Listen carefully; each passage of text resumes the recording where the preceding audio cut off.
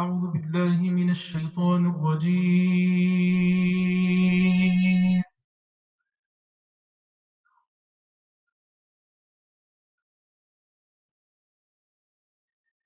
بسم الله الرحمن الرحيم.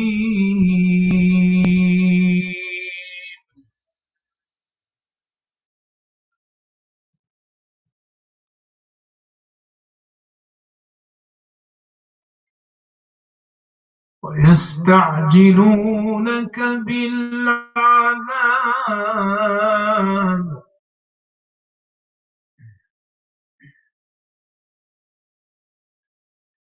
ولولا أجل مسمى جاءهم العذاب وليأتينهم بغتة وهم لا يشعرون.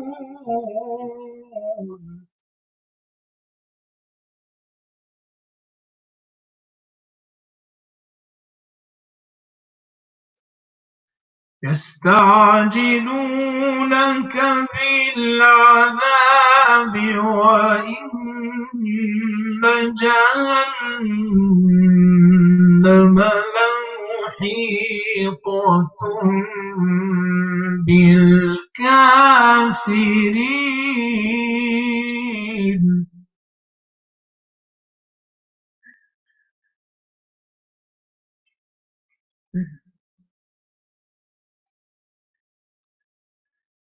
يوم يغشاهم العذاب من فوقهم ومن تحت أرجلهم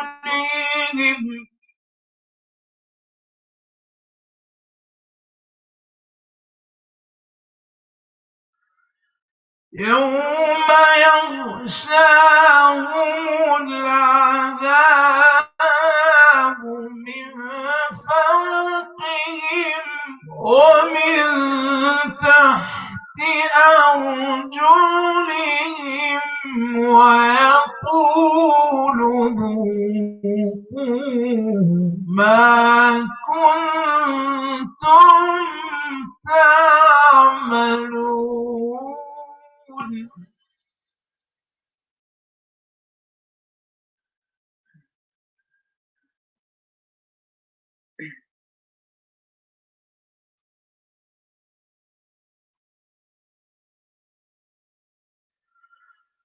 يا عبادي الذين آمنوا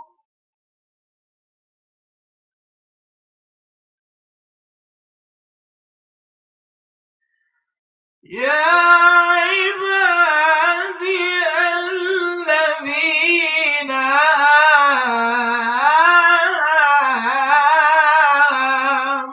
آمنوا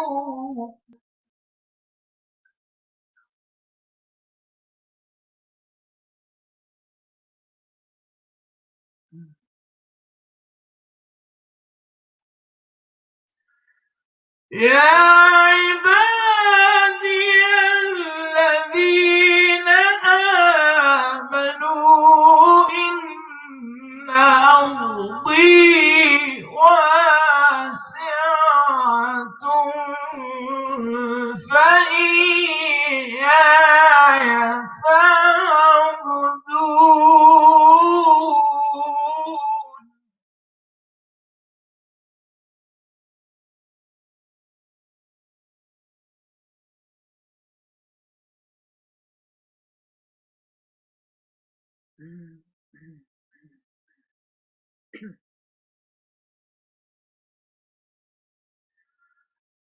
يا عبادي الذين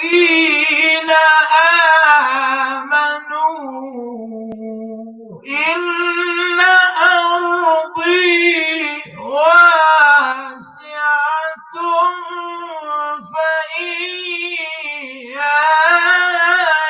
فاعبدون.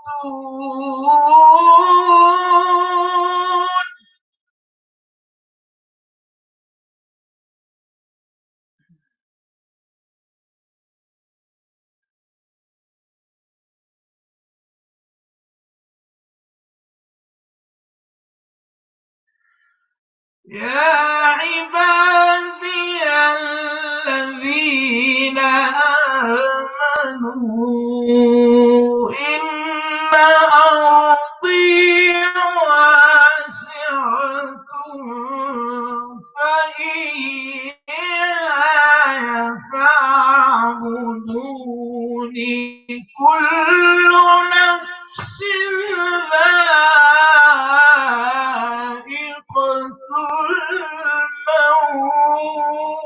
الموت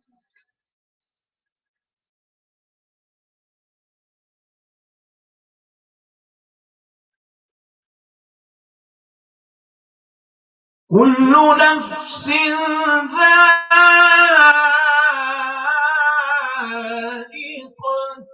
الموت ثم إلينا ترجعون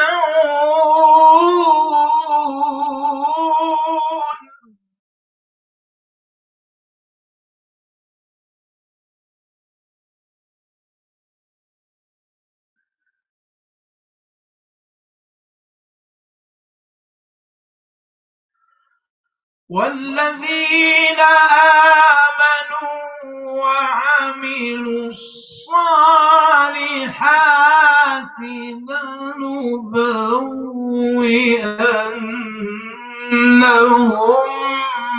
من الجنة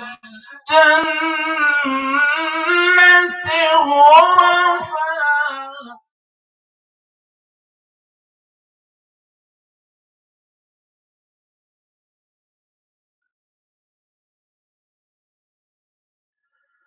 لنبوئنهم من الجنة غرفا تجري من تحتها الأنهار خالدين فيها نعم أجر العاملين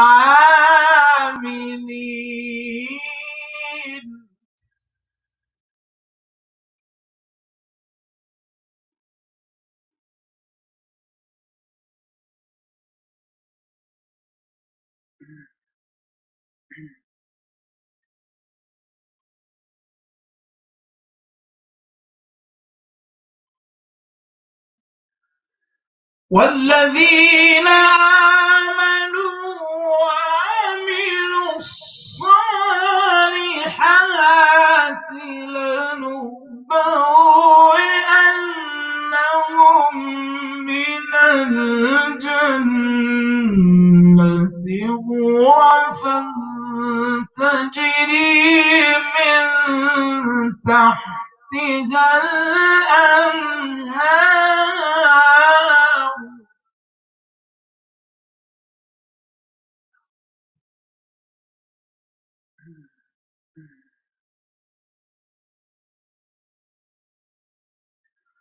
خالدين فيها نعم أجر العاملين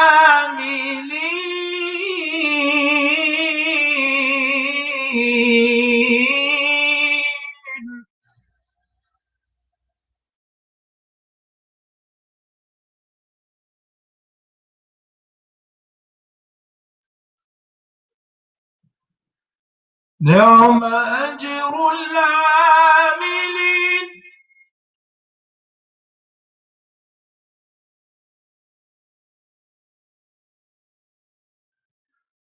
خالدين فيها نعم أجر العاملين الذين صبروا وعلى ربهم يتوكلون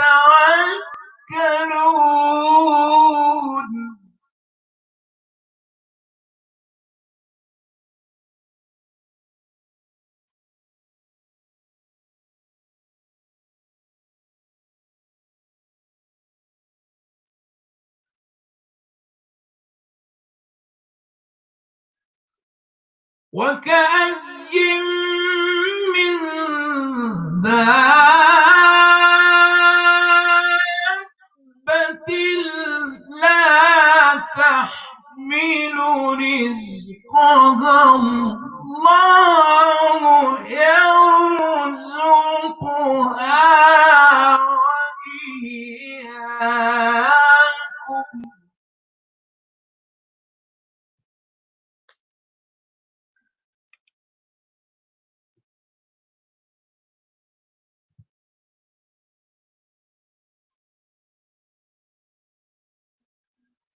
وكأين من دابة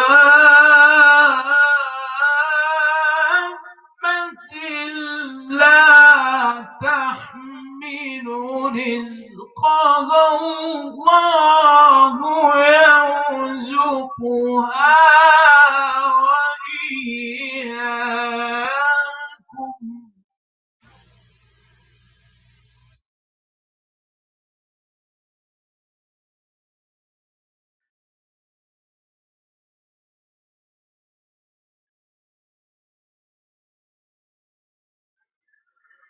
وكأين من دابة لا تحمل رزقها الله يرزقها وإياكم.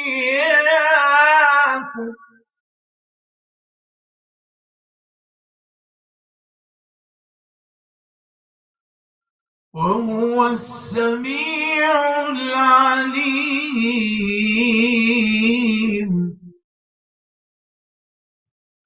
وهو السميع العليم.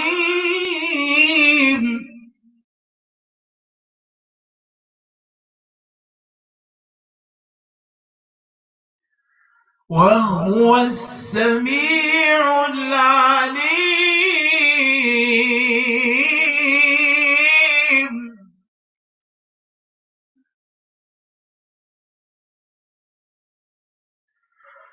وكأين من دابة لا تحمل رزقها الله يرزقها وإياكم وهو السميع العليم.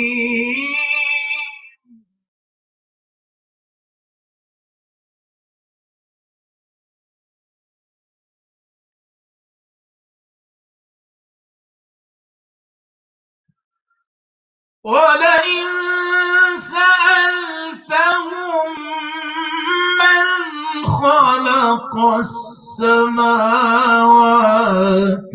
والأرض وسخر الشمس والقمر ليقولن الله.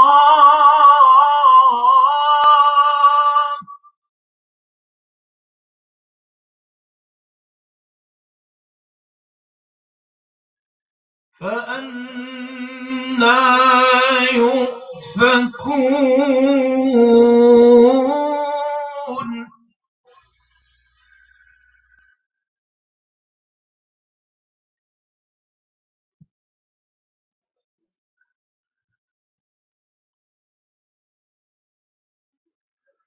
ولئن سألتهم من خلق السماوات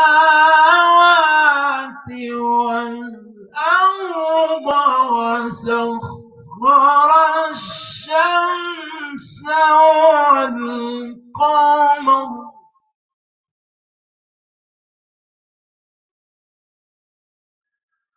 ليقولن الله.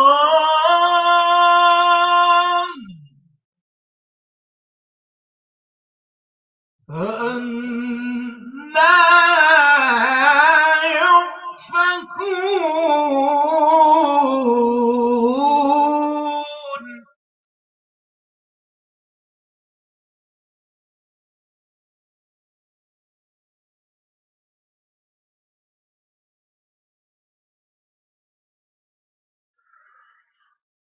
ولئن سألتهم من خلق السماوات والأرض وسخر الشمس والقمر ليقولن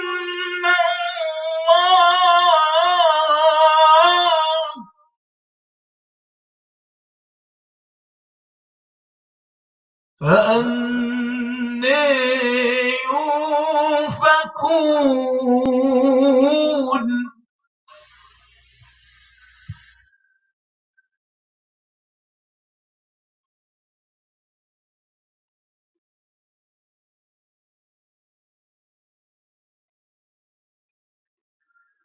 الله يبسط الرزق لمن يشاء ومن عباده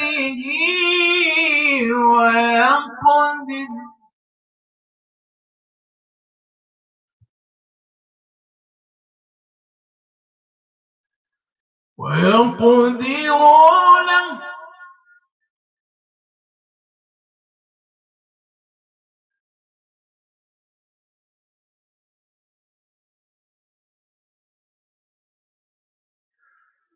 الله يبسط الرزق لمن يشاء من عباده ويقدر له إن الله بكل شيء عليم.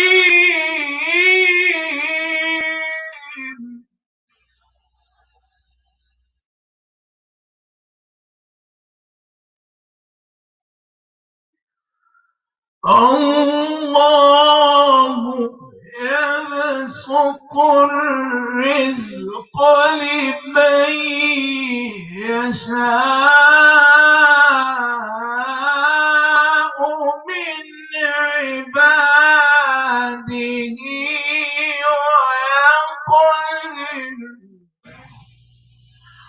ويقدر له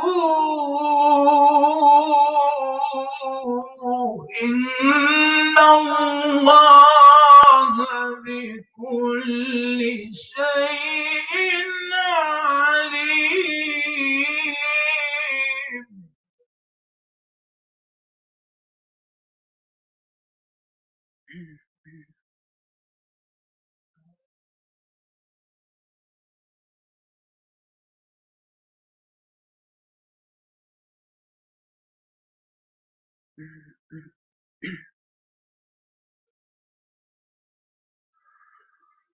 ولئن سألتهم من نزل من السماء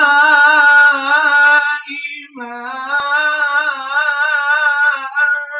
فأحيا به الأرض من بعد موتها ليقولن الله.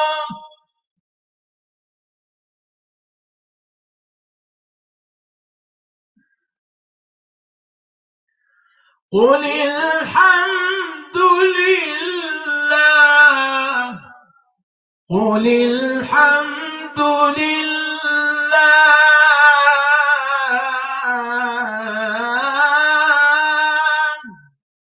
قل الحمد لله بل أكثرهم لا يعقلون.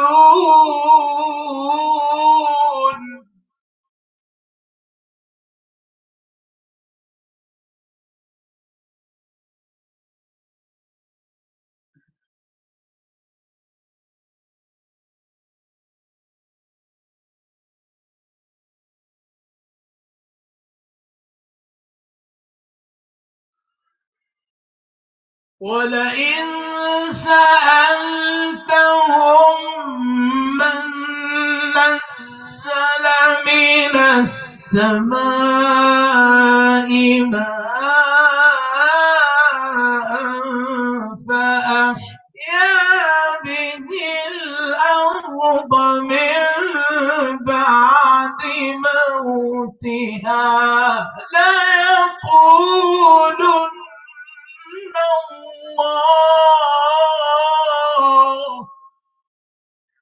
قل الحمد لله قل الحمد لله قل الحمد لله بل أكثرهم لا يعقلون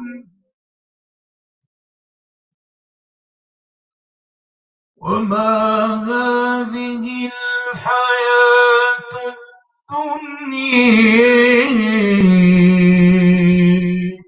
إلا له ولعب وإن الدار الآخرة لهي الحيوان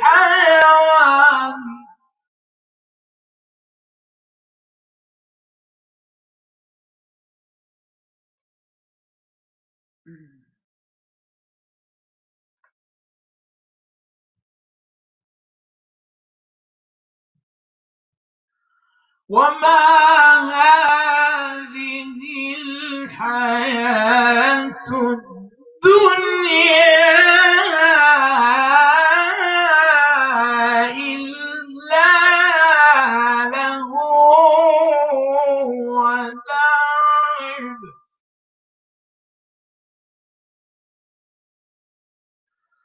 وإن الدار الآخرة لهي الحيوان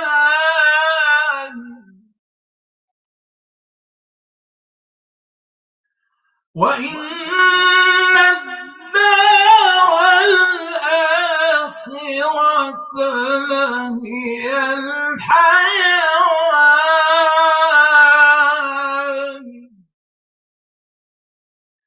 وإن الدار الآخرة لهي الحيوان لو كانوا يعلمون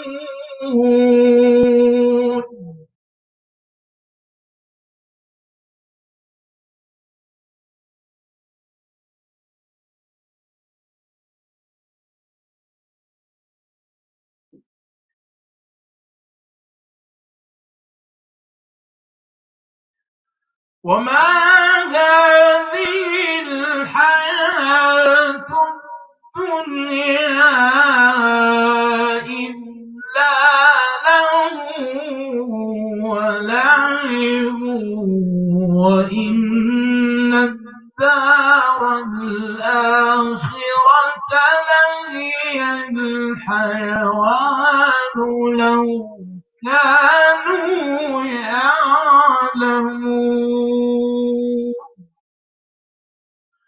صدق الله العظيم.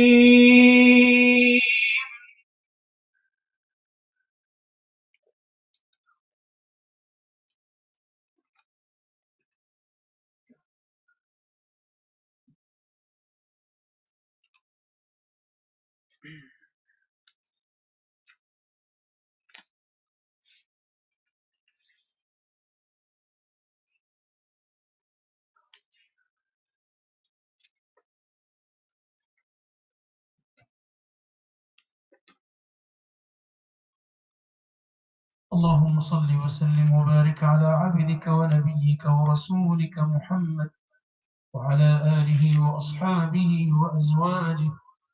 اللهم تقبل منا واقبلنا وتب علينا وتجاوز عن سيئاتنا إنك أنت التواب الرحيم. الحمد لله رب العالمين. الحمد لله الذي سجد له سواد الليل ونور النهار وضوء القمر وخفيف الشجر. الحمد لله كما ينبغي لجلال وجهه وعظيم سلطانه. الحمد لله كما ينبغي لجلال وجهه وعظيم سلطانه. الحمد لله حمدا يوافي نعمه ويكافئ مزيده. سبحانك يا الله، حمدك عز للحامدين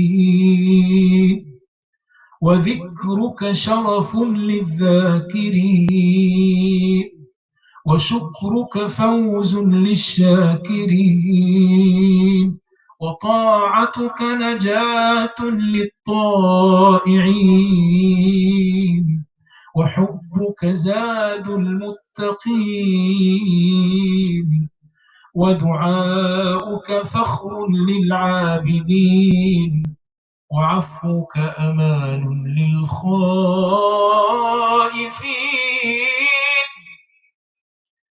يا من يرى ندم النادمين ويعلم ضمير الصامتين، يا من ستر على القبيح، يا من أظهر الجميل، يا أول الأولين، يا قدوس، يا نور، يا من يرى بكاء الخائفين، يا أمل المستغفرين، يا أرحم الراحمين، يا أكرم الأكرمين.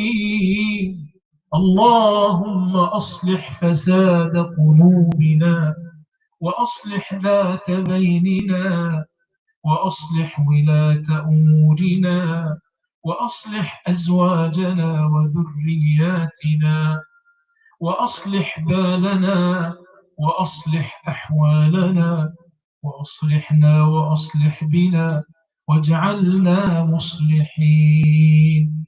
اللهم اجعلنا مصلحين بمنك وجودك وكرمك يا أكرم الأكرمين، يا أكرم الأكرمين.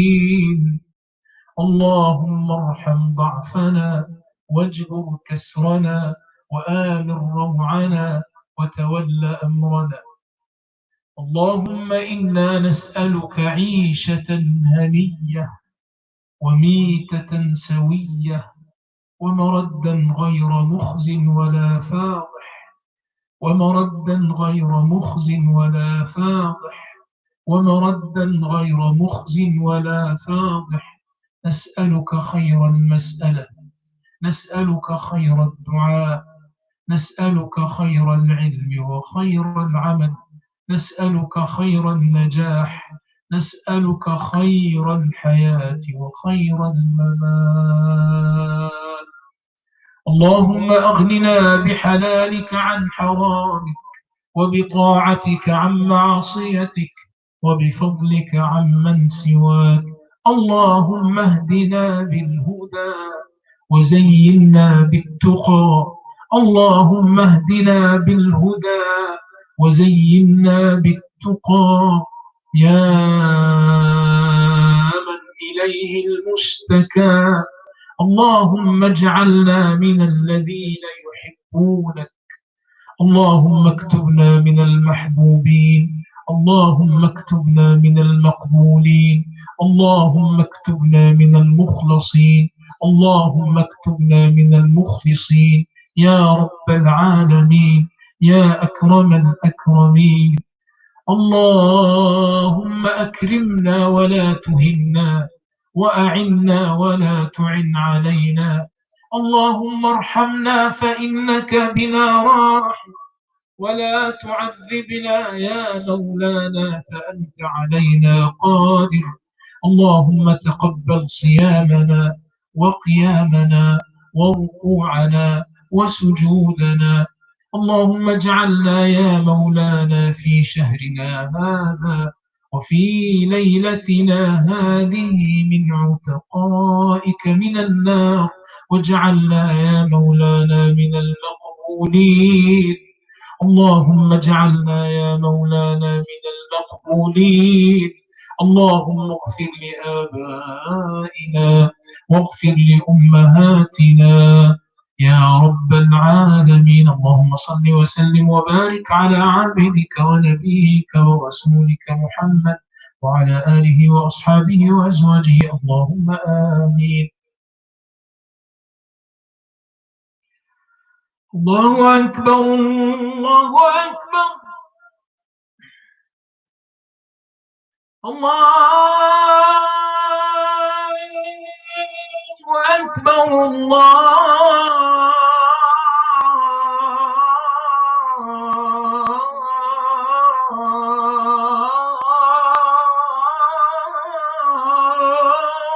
أكبر. أشهد أن لا إله إلا الله.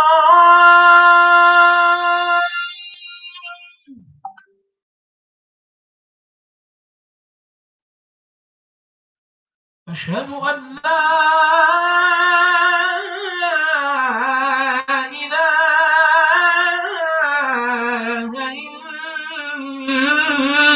إلا الله.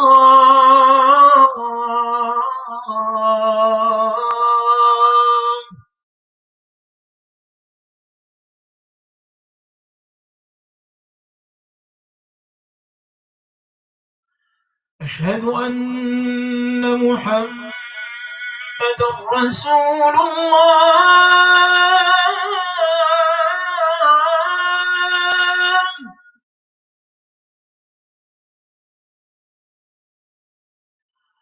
أشهد أن محمدا رسول الله.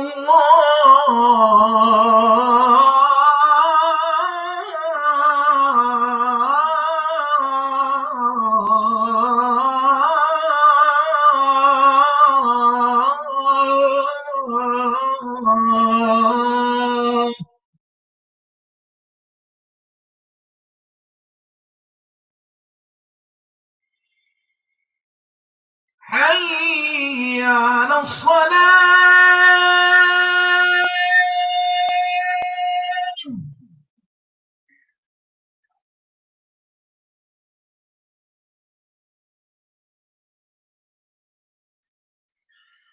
حي على الصلاة.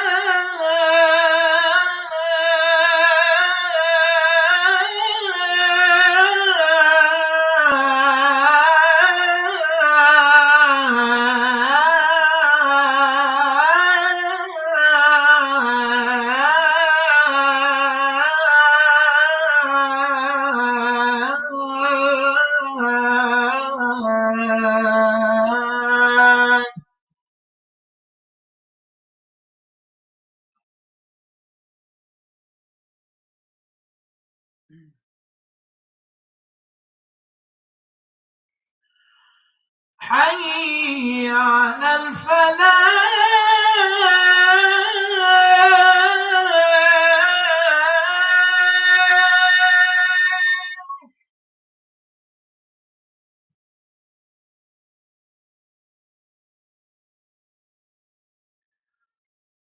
حي على الفلاح.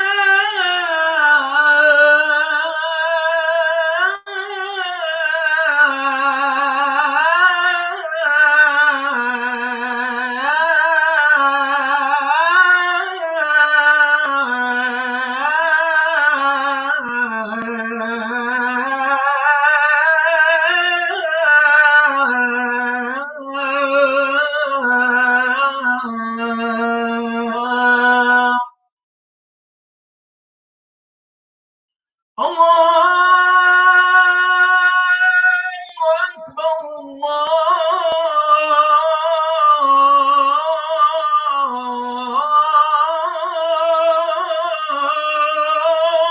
أكبر. لا إله إلا الله.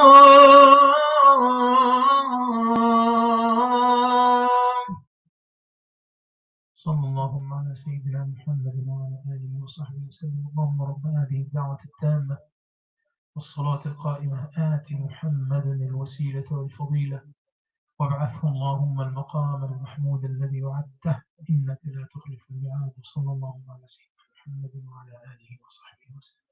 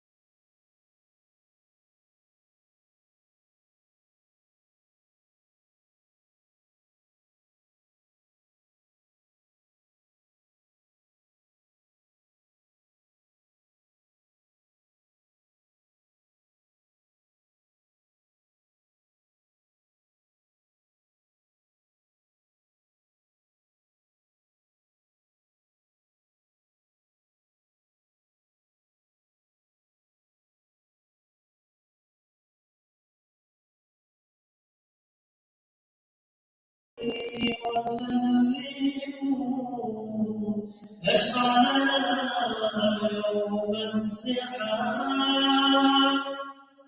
يا تسقي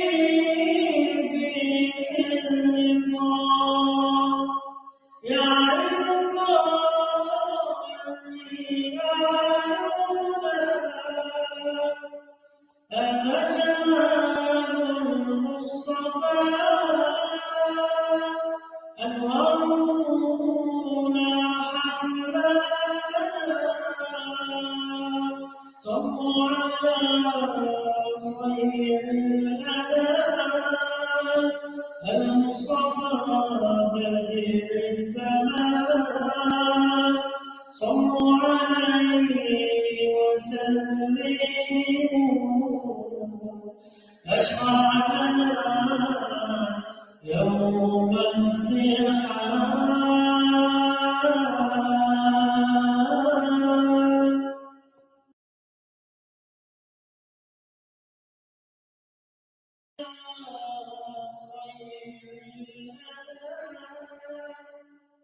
المصطفى بديع التمام صلوا عليه وسلموا اشفع لنا يوم الزحام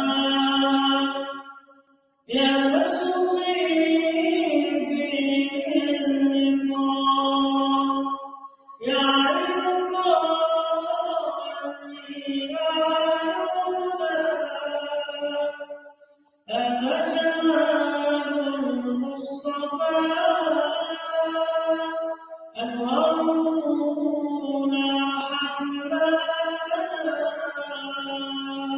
صلوا على خير الأنام المصطفى بديع التمام صلوا عليه وسلموا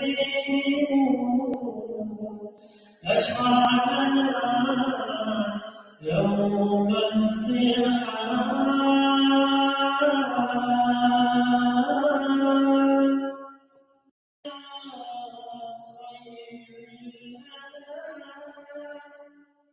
المصطفى بدر التمام صلوا عليه وسلموا اشفع لنا يوم الزحام يا تصديق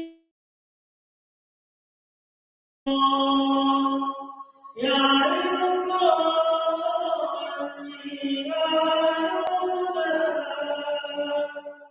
هذا جمال المصطفى أنوارنا حتما صلوا على خير الأنام المصطفى بدر التمام صلوا عليه وسلموا أشفع لنا يوم الزحام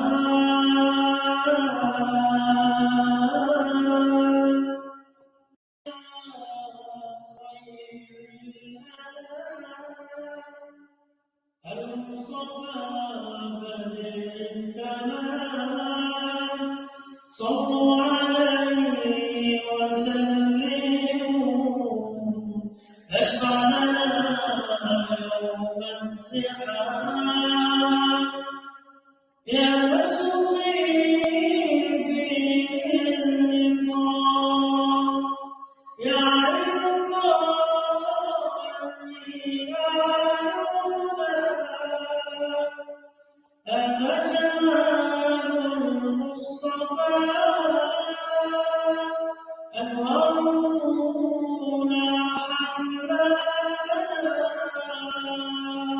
صلوا على خير الأنام المصطفى بدر التمام صلوا عليه وسلموا أشفع لنا يوم الزحام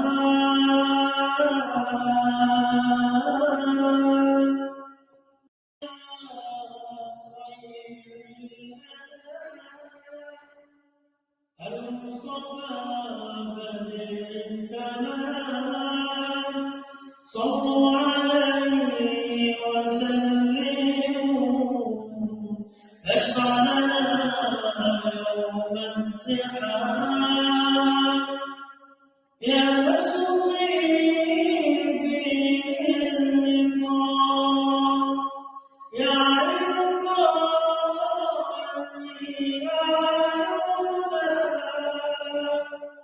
هذا جمال المصطفى أنوارنا حتما صلوا على خير الأنام المصطفى بدر التمام صلوا عليه وسلموا أشفع لنا يوم الزحام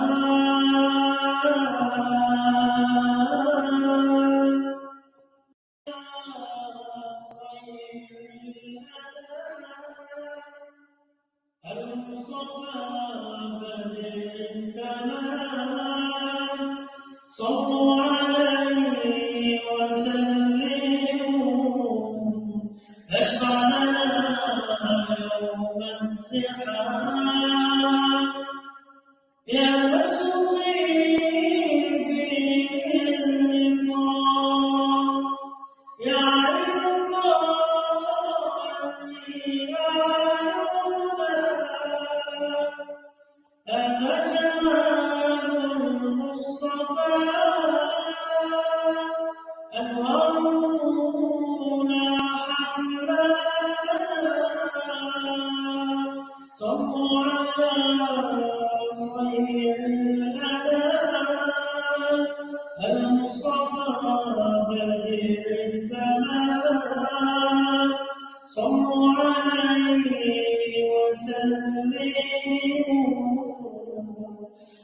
اشفع لنا يوم الزحام.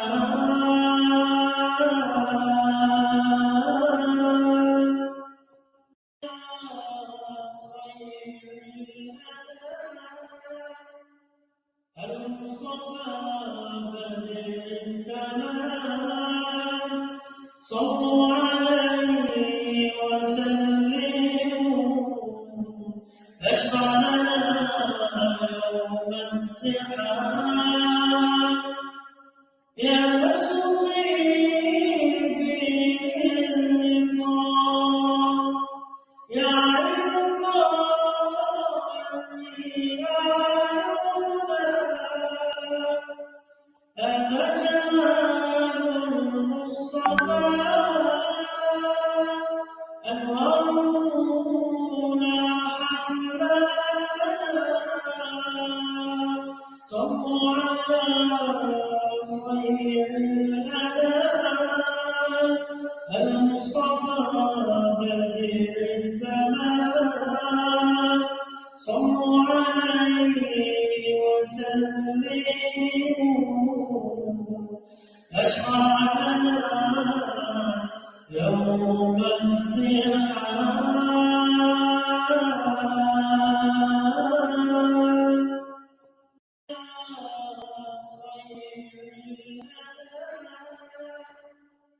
المصطفى بدر التمام، صلوا عليه وسلموا، اشفع لنا يوم الزحام. يا تصديق باللقاء، يا عين قلبي يا هدى، هذا جمال المصطفى، أنوارنا حتما. صلوا على خير الأنام، المصطفى بدر التمام، صلوا عليه وسلموا، أشفع لنا يوم الزحام.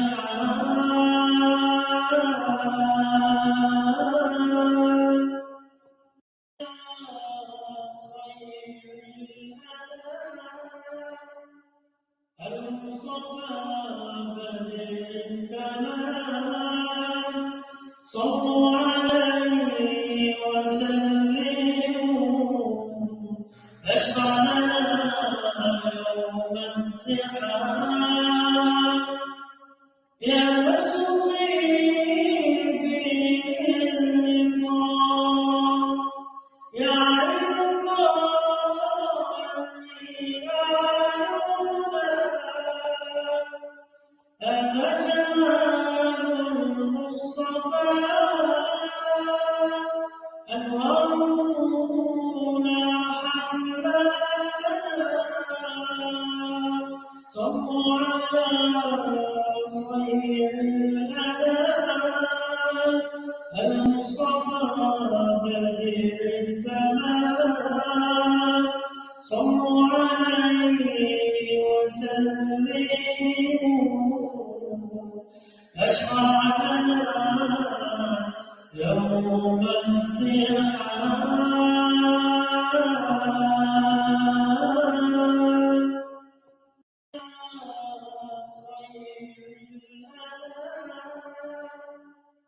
المصطفى بدر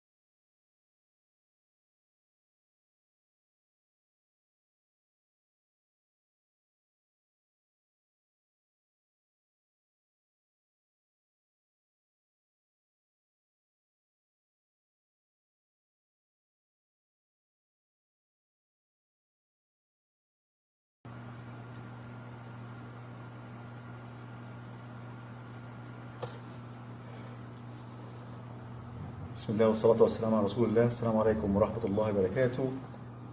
Live from the ISB in Cambridge. We are practicing social distancing. However, this is a moment. This is a moment that we thought of coming together and start asking questions that's inside our minds, inside your mind, all the questions that came to us through the page or through the groups and the WhatsApp groups, and in our minds as a community, as people of faith. Uh, so this is not just a Q&A, as the flyer says. This will be a dialogue with one of the pillars of our communities and one who've been serving a lot in the community, Dr. Basyouni, Sheikh Basyouni, our beloved pillar in the community. May Allah bless you. Thank you for coming. I really appreciate you being with us today and from the ISB in Cambridge. So the way it will go, as I mentioned, is going to be a dialogue. And if I'm like going to ask the questions that's inside your mind, that's good. However, there's a team in the back that will be taking the questions that you'll be putting in the comments so that they can pass it over to me. So you might see me looking into my cell phone so that I will get those questions and I will direct them, inshallah, to Dr. Basyoun. So let's start. Let's start our session. Dr. Basyouni, thank you for being with us. Alhamdulillah, Rabbil Alameen. And Allah يعزك. And كل عام وانتم بخير. Today is the Isra al-Mi'raj. Is it beautiful? It's beautiful that to remember this night as well. So I will start by asking this question. Is it the end of the world?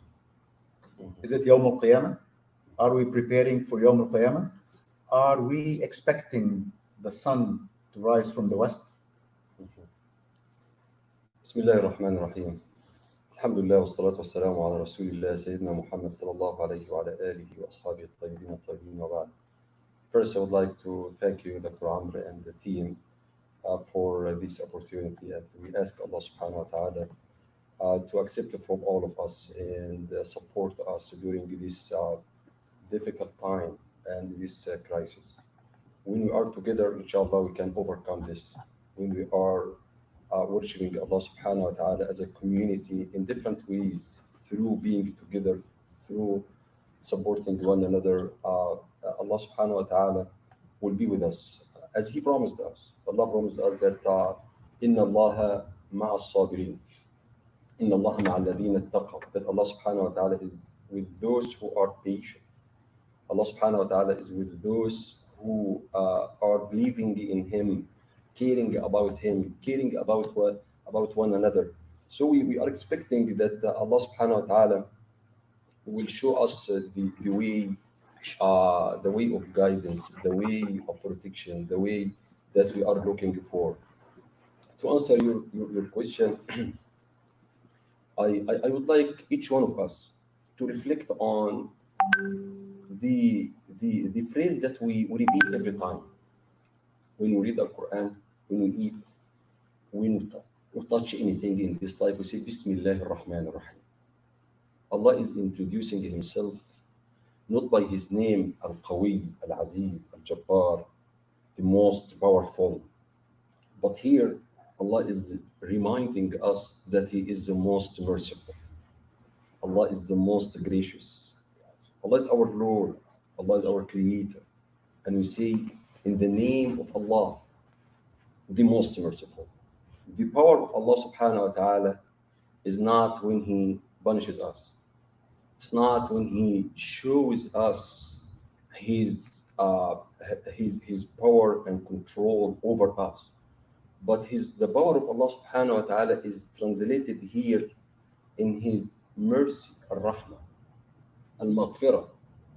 He is the most merciful, the most gracious, Allah subhanahu wa ta'ala. So I would like to reflect on this, that now while we are going through this difficult time, we'll see the mercy of Allah subhanahu wa ta'ala. We'll see the rahmah of Allah azza wa jal. And the other thing that if you ask about the last hour, the day of judgment and the signs of the day of judgment, as a sign and a manifestation of the rahmah of Allah, the mercy of Allah subhanahu wa ta'ala. Allah doesn't appear the knowledge of the day of judgment to anyone, even to his Prophet sallallahu alaihi wasallam. And we know the hadith of Jibril alayhi salam when he approached our Prophet sallallahu alaihi wasallam asking about as-sa'ah, when the last hour. Our Prophet sallallahu alaihi wasallam said, I'm not aware of this, as you are.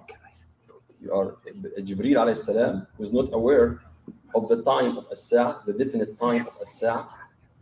And even Prophet Muhammad sallallahu alaihi wasallam, قل إنما علمها عند ربي. The knowledge of as-sa'ah just belongs to Allah subhanahu wa ta'ala. No one can be aware of this except Allah azza wa jal. What should we do? We should not ask about as-sa'ah, but we have to ask ourselves how we can be ready for as-sa'ah. How we can prepare ourselves for as-sa'ah. It might happen now, it might happen tomorrow, after 1 month, after 1 week. That's not a concern that we have to think about or to be preoccupied with. But the main thing that, am I ready for this or not? I'm learning from these circumstances and the power of Allah subhanahu wa ta'ala that we are witnessing together now in this situation and the conditions or not. Dr. Basuni, we'll come to this point. Thank you for mentioning it. So you mentioned that Bismillah ar-Rahman ar-Rahim, the most merciful. What kind of mercy, and people like dying, what kind of mercy in this virus that's coming and it's like wiping people's life? Mm-hmm. What kind of mercy is this? Is Allah punishing us with this virus that we don't know anything about it? That's just like goes from here and there and we're like washing our hands and like we don't know what's going on?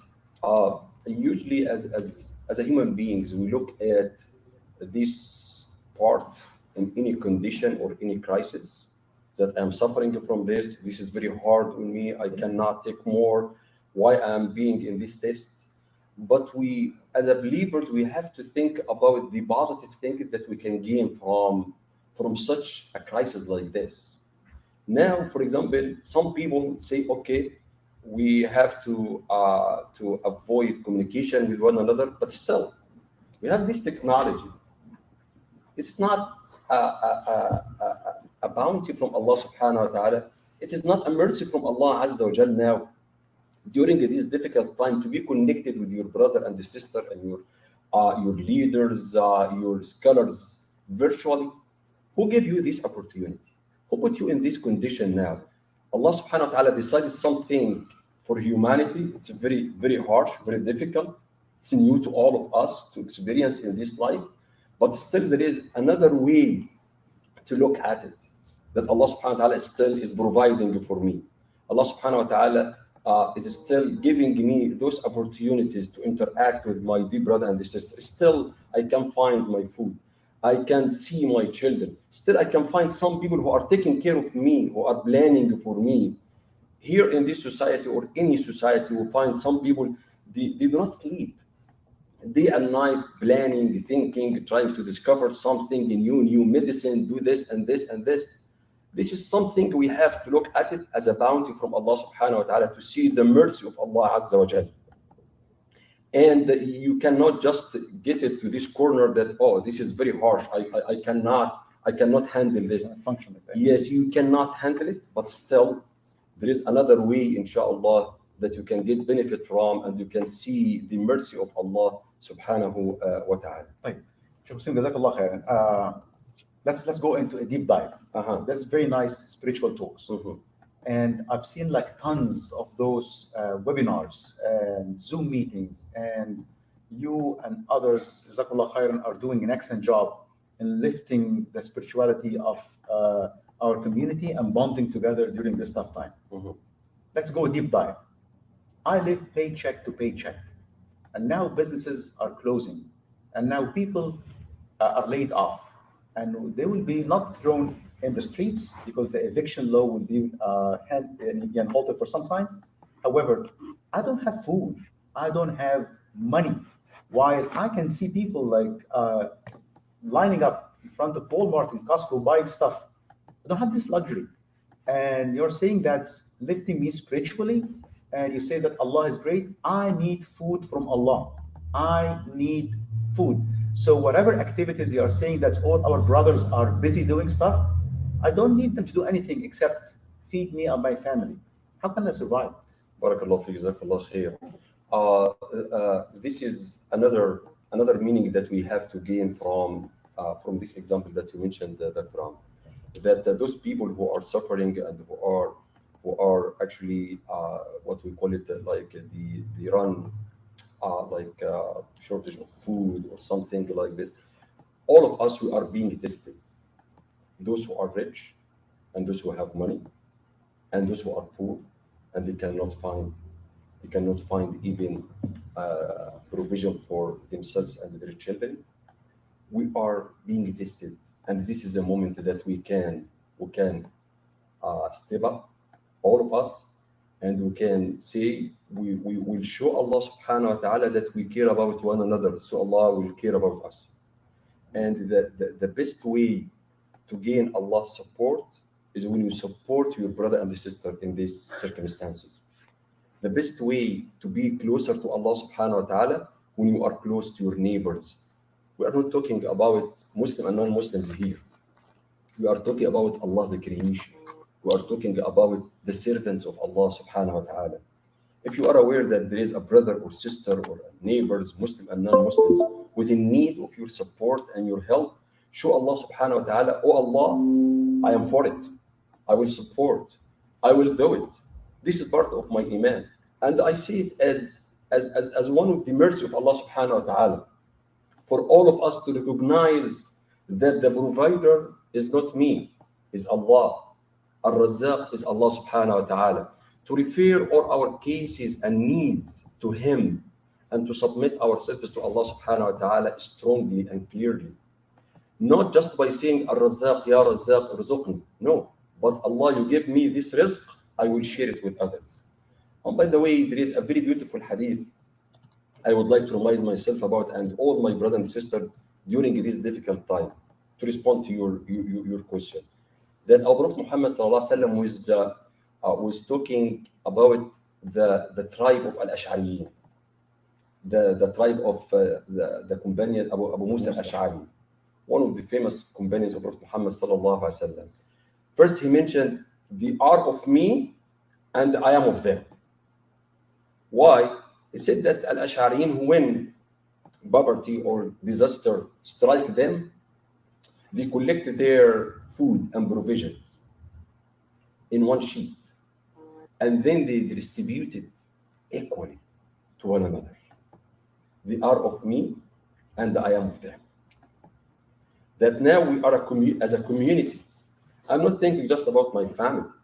I'm not thinking just about myself or my close friend. I'm thinking about my community, about my society. If I have food and you have food, you have provision, you have money, at specific moments, I think we need to collect all this money to be ours, to be shared between us equally.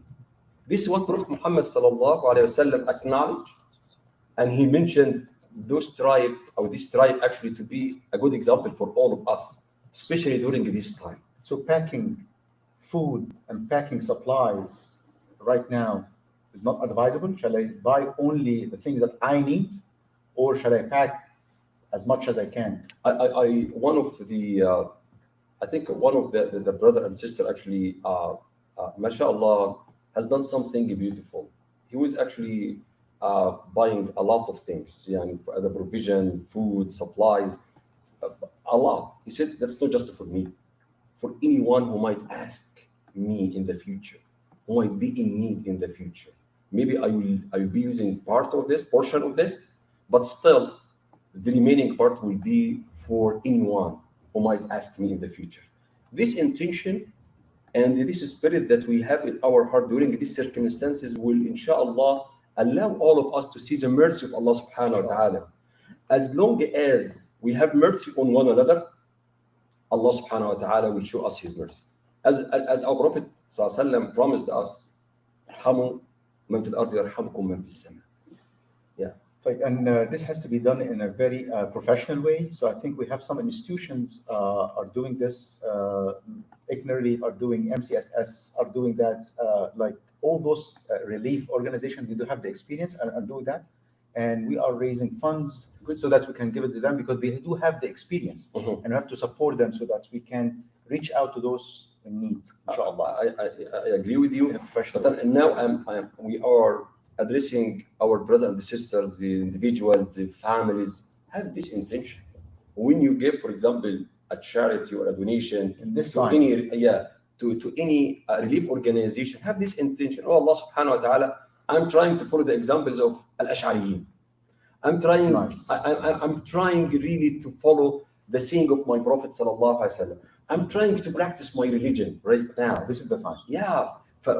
When you do this, that you are supporting yourself first, by the way. You are not just supporting others or helping others. You are doing this for your benefit. As Allah says, وَمَا أَنفَقْتُم مِّن شَيْءٍ فَلِأَنفُسِكُمْ. Whatever you spend it for yourself. Allah doesn't need us. Allah subhanahu wa ta'ala is the best provider. But Allah loves to see us caring about one another. Excellent. I'll be asking you like 2 questions so that I'll start. If there's any questions, please let me know.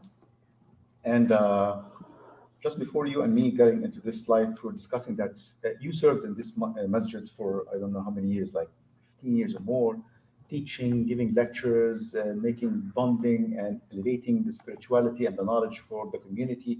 Some of them are still living here, others are like they left. I think you told me that this is the moment that all those teachings from you and others will be put into action. So this is the moment that all this iman, صدق iman, حقيقة iman will be put into action. And Prophet Muhammad ﷺ will be witnessing this as well. And it's like, even if this is, I don't know if this is the end or not, but I don't care about it because Allah will decide it. However, let's do إذا قامت الساعة وفي هذا أحدهم فتيلة فليغرس till the end. So how many times we mentioned this hadith in our durus, in our khutab, but this is the time to remember it and put it into action. And the fear shouldn't control us as much as the hope of either like we will prevail inshallah, or inshallah something good will happen to us. We don't know. However, Allah Rabbul Khayrat illa bi khayr, inshallah. Right. Let's go back into some like thing that we. But this is a good point. I would like to emphasize also that in Al Quran there is a very beautiful verse in Surah Al-An'am that confirms the meaning that just you mentioned, Dr. That الذين آمنوا ولم يلبسوا إيمانهم بظلم أولئك لهم الأمن. Those who believe in Allah subhanahu wa ta'ala and they do not associate anyone with Allah subhanahu wa ta'ala, they have the real security and safety in this life. Some of our scholars mentioned that الذين آمنوا, those who believe, and لم يلبسوا إيمانهم بظلم. Some of them said that they are not making shirk, they are not associating anyone with Allah. But I see it different.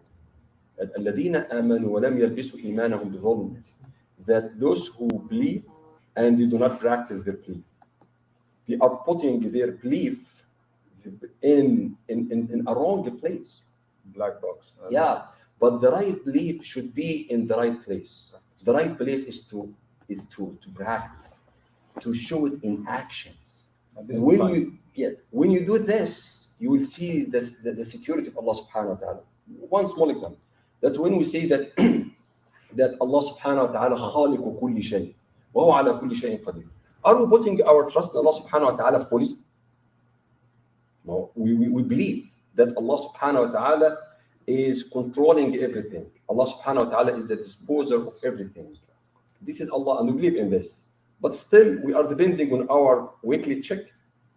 We are depending on our business, our authority, our power, our positions, our children, our institutions. Still, our iman still is not strong here. Those are some means that we have to use after strengthening our iman. After showing Allah subhanahu wa ta'ala, oh Allah, I believe in you, and I will not from those who are وَلَمْ يَلْبِسُوا إِيمَانَهُمْ بِالظُّلْمِ. I will use this iman at this moment. I need it now. I need to see your name, Allah, here. When I feel something, I know that Allah subhanahu wa ta'ala is with me. Can you see it? Can you translate it into action? Can you feel it, or just acclaim it? So just like we have 5 minutes ago, and I have a question in the comments. uh, I'm a single mom. I'm a single mom, and I'm responsible for a number of kids. I don't want to put the number so that's illegal. I feed them. I take them to school. I'm responsible for them. Now I'm laid off. They send me home. Mhm. I have no income. That's okay. She said that that's okay. And the reason for that because someone is taking care of her. Okay. Jazakumullah khair and the good people in the community. However, what if I developed corona? What if I died? Who would take care of them? This is like very Yeah, touchy and I question. think that should be not just for this sister. And she doesn't need to describe herself that she's a widow and this and this. All of us can be in this position. Me and you and everyone can be in this position. And that's why we need really to unite ourselves as a community and to have our communication very active and to have your will ready and to support me as I will support you. Will take care of my family. I will take care of your family. Your family will be my family, and my family will be yours. And so we work as a community. We build this community of brotherhood and sisterhood. Let us say that we have just one family, not different families, and you care about your family. Our family is one.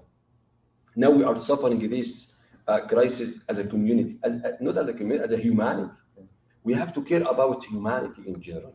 And the sister is not. This is not your case. This is not just your problem. You should not care about this as a widow sister, but we have to care about it as a Muslim community.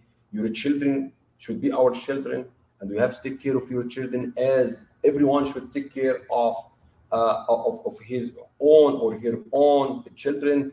This is a problem we cannot overcome. This is a challenge we cannot overcome without having this spirit and showing Allah subhanahu wa ta'ala that we are just one nation, not just one family or one community or one society. We are one nation, serving Allah, supporting everyone. The point that I mentioned earlier that but I would like also to highlight it, and so we can take it maybe as a practical lesson that our relationship with Allah subhanahu wa ta'ala is not based on the salah that we offer every time in the masjid, that based on the Quran that we recite every day, but really it is about showing Allah that you care about His creation, about your brothers and the sisters. The faster way to Allah subhanahu wa ta'ala is when you go to someone who is orphan or widow or someone who is weak, or someone who is laid off from his work. You go to those people and you try to get yourself closer to Allah subhanahu wa ta'ala through your communication and action with those people in the community. Once you do this with good intention, with the strong belief, inshallah, Allah will give us a way out from what we are struggling from now. And inshallah, with this spirit and lessons and these activities and involvement of Muslim community and righteous people, will inshallah get the most benefit of it, inshallah. I have a question. What we're supposed to do to help our family neighbors? Who can I check on them? What is the process? I can visit them because like I cannot visit them or just by phone. So actually this is a very positive question, which is like, how can I help? Mhm. How can I help? I'm assuming that the one who is asking actually asking about non-Muslim neighbors or Muslim neighbor in general. We Neighbors. should not distinguish. Yeah. Yeah, we should not make any distinction between our neighbors, especially in this time. Yeah. We have really to stand firmly with one another, supporting one another. Maybe you can send them like a memo. You can call them, tell them that you are here and you whatever they need, inshallah, you can help and support and provide for them. This is what we have to do. And it might be good also to share some ideas how we can communicate with one another during this time. Yeah, while we are abiding by the rules of the state and abiding by the rules and the advice and recommendations of the specialists here in this society. This is really important. But at the same time, let us be creative, coming up with new ideas and new advice to help one another, inshallah, to be the best of the servant of Allah. Jazakallah khairan, Dr. Basuni. I know that we have too many things that we need to further discuss. For example, the families sitting together. I was having a discussion with Dr. Basuni, and now we've seen some frictions, and we've seen some like stuff that's happening inside the families, and this is something that we'll be tackling for our next time meeting, inshallah. Please remember that what's happening right now, it's new for all of us. I was having a discussion with Dr. Basuni. It's new for the community, the citizens, the humans, the people of faith, the scholars, everyone, the physicians. We're passing through like something we haven't passed through. So, as much as we look into our scholars and our people of knowledge to elevate our faith and our spirituality, I think there's a responsibility on every one of us to come together, to work and bond together like never before. This is the time to work from our, to move away from our being self-centric into being Allah-centric, put Allah in the middle and start like serving. And by serving Allah, serving His servants. So we need to look after each other. Don't be selfish. Look for yourself only. We have to look together. Look together into all those organizations. That's organizations, by the way, are passing through tough times as well. They need help. They need volunteers. All the organizations, I mean, all the organizations, they need this unity. They need this bonding so that we can prevail together as a community, as a city, as a nation, as a country, and as a world as well. Jazakallah khairan, Dr. Basuni. Inshallah, we'll be having other sessions, inshallah, and you'll be with us, inshallah. Of course. Jazakallah khairan. Allah bless you, inshallah. جزاكم الله خير. تقبل الله منا ومنكم. Ameen, ya Rabbi.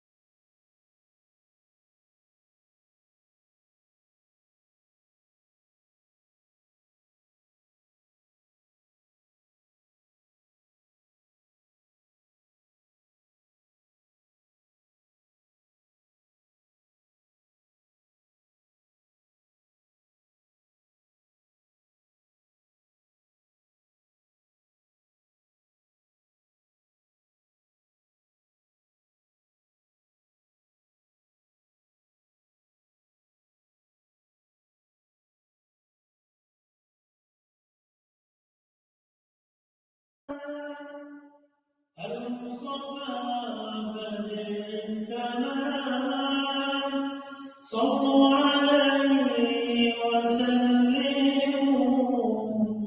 اشفع لنا يوم الزحام يا تصويب باللقاء يا عين قلبي يا هذا جمال المصطفى أنوارنا حتما صلوا على خير الأنام المصطفى بدر التمام صلوا عليه وسلموا أشفع لنا يوم الزحام.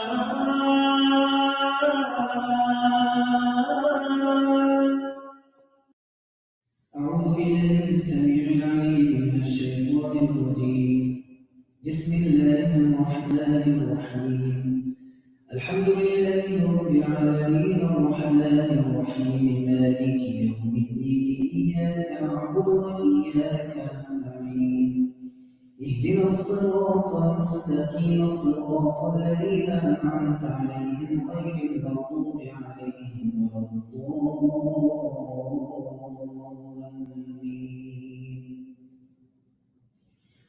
بسم الله الرحمن الرحيم. ألف لام ميم. ذلك الكتاب لا ريب فيه هدى للمتقين الذين يؤمنون بالغيب ويقيمون الصلاة ومما رزقناهم ينفقون والذين يؤمنون بما أنزل إليك وما أنزل من قبلك وبالآخرة هم يوقنون أولئك على هدى من ربهم وأولئك هم المفلحون. الله لا إله إلا هو الحي القيوم لا تأخذه سنة ولا نوم له ما في السماوات وما في الأرض من ذا الذي يشفع عنده إلا بإذنه يعلم ما بين أيديهم وما خلفهم ولا يحيطون بشيء من علمه إلا بما شاء وسع كرسيه السماوات والأرض ولا يئوده حفظهما وهو العلي العظيم.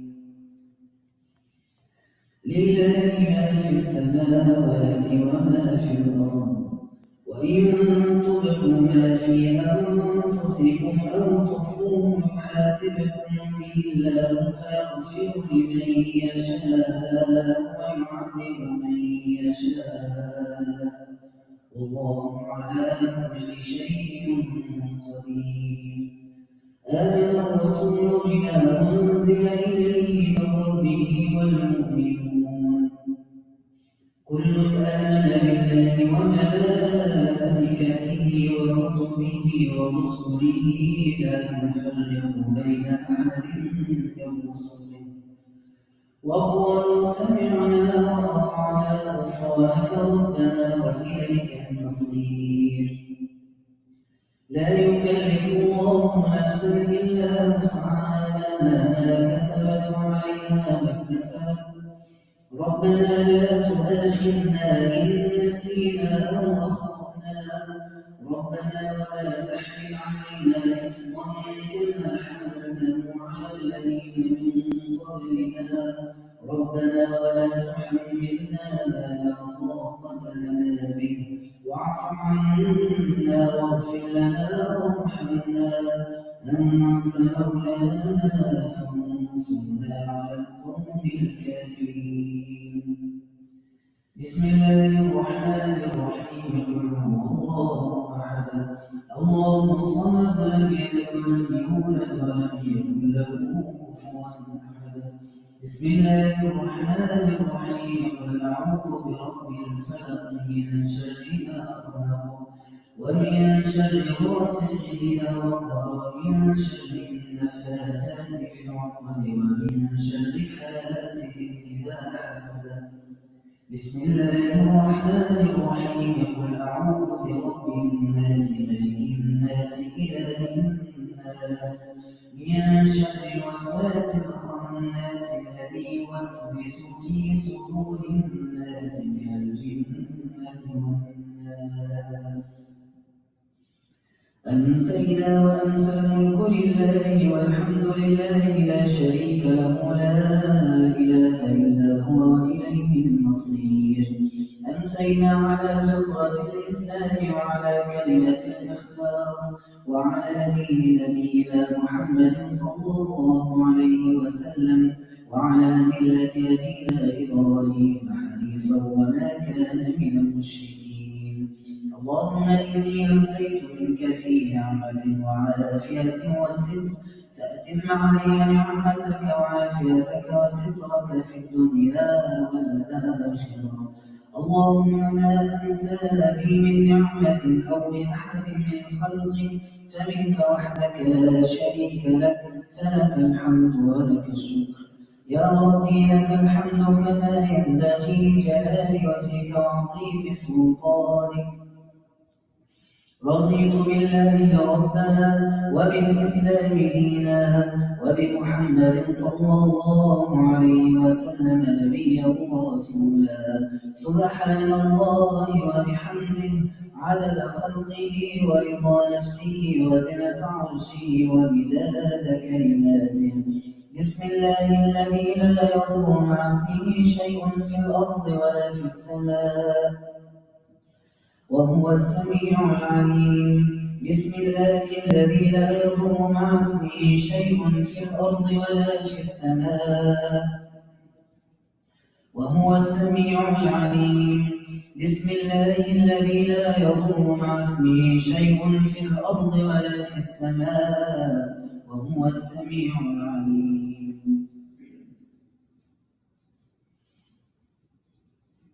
أعوذ بكلمات الله التامات من شر ما خلق. اللهم عافني في بدني، اللهم عافني في سمعي، اللهم عافني في بصري. اللهم أنت ربي لا إله إلا أنت، خلقتني وأنا عبدك وأنا على عهدك ووعدك ما استطعت. أعوذ بك من شر ما صنعت.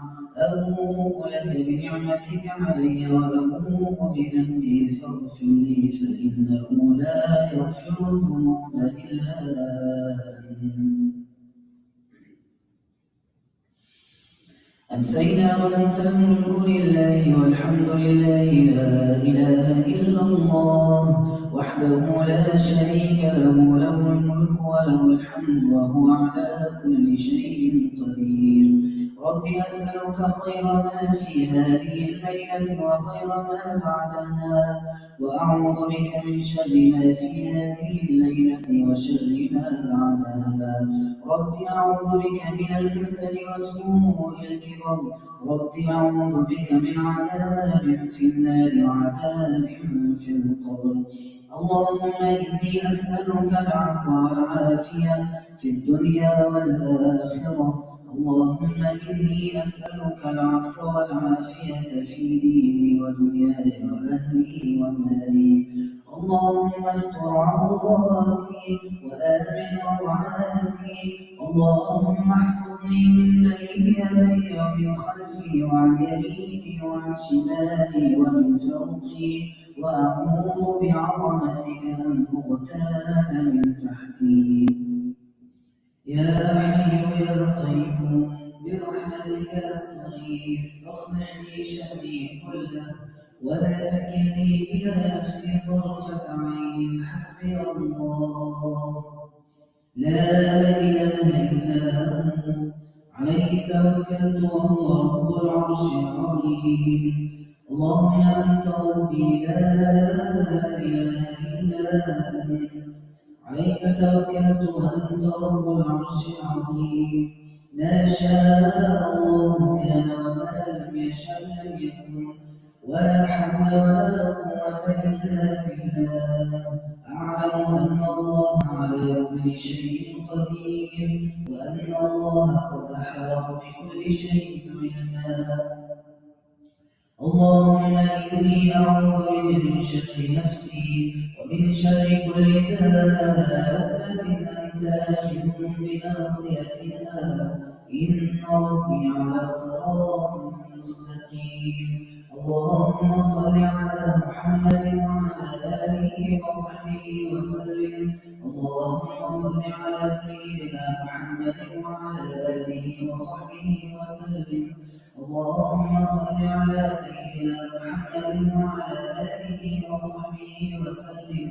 اللهم صل على سيدنا محمد وعلى آله وصحبه وسلم. اللهم صل على سيدنا محمد وعلى آله وصحبه وسلم.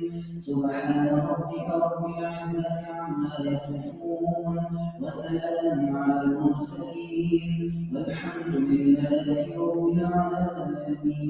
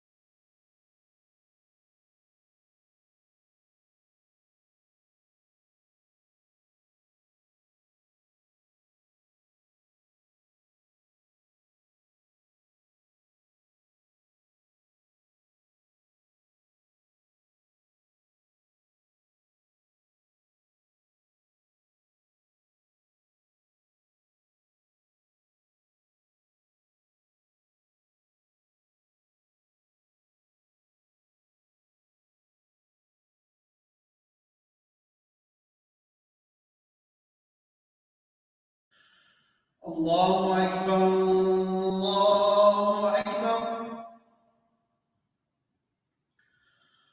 الله أكبر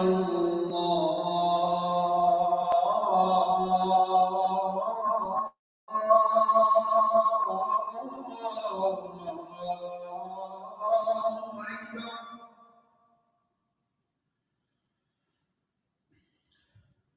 أشهد أن لا إله إلا الله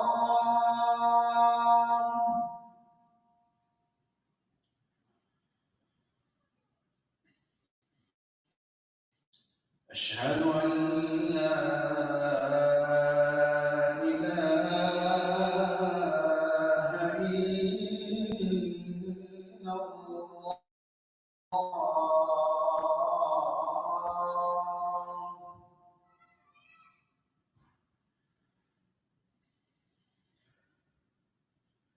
أشهد أن محمدًا رسول الله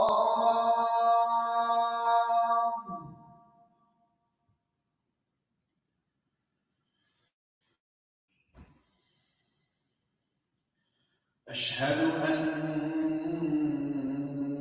محمدًا رسول الله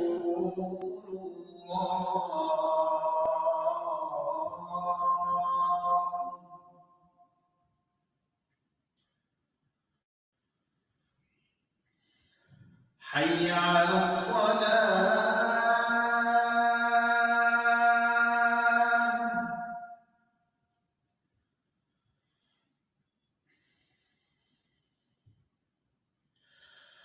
حي على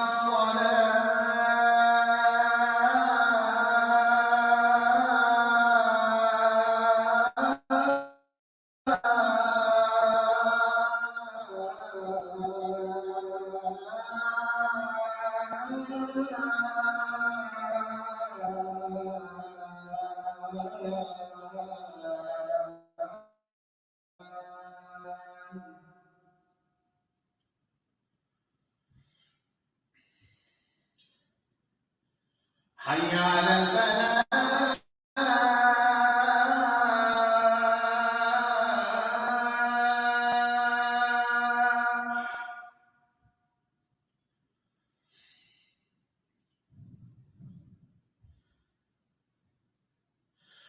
حي على الفلاح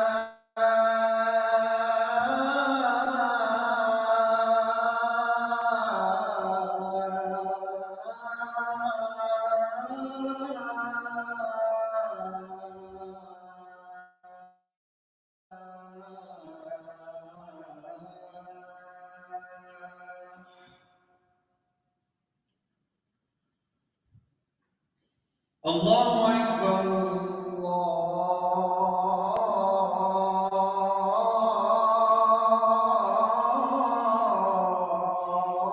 الله أكبر لا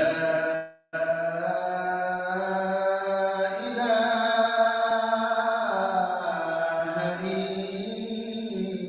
إلا الله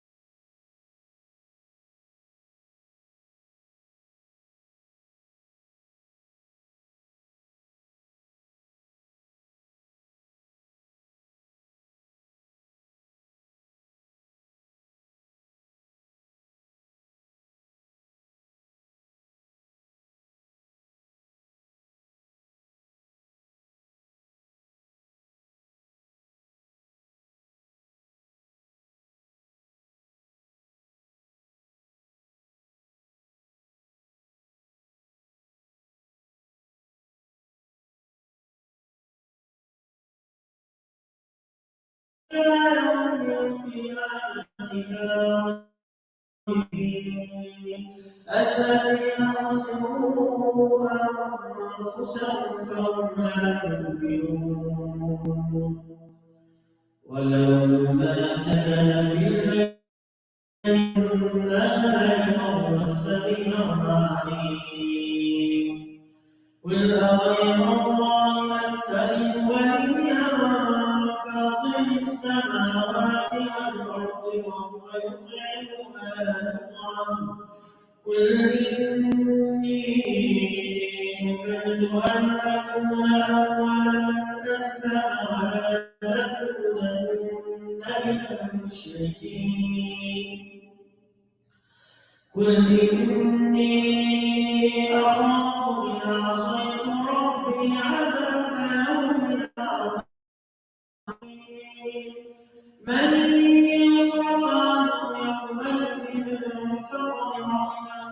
وذلك الفوز المبين وإن يمسسك الله بضر فلا كاشف له إلا هو وإن يمسسك بخير فهو على كل شيء قدير وهو القاهر فوق عباده وهو الحكيم الخبير قل أي شيء أكبر شهادة قل الله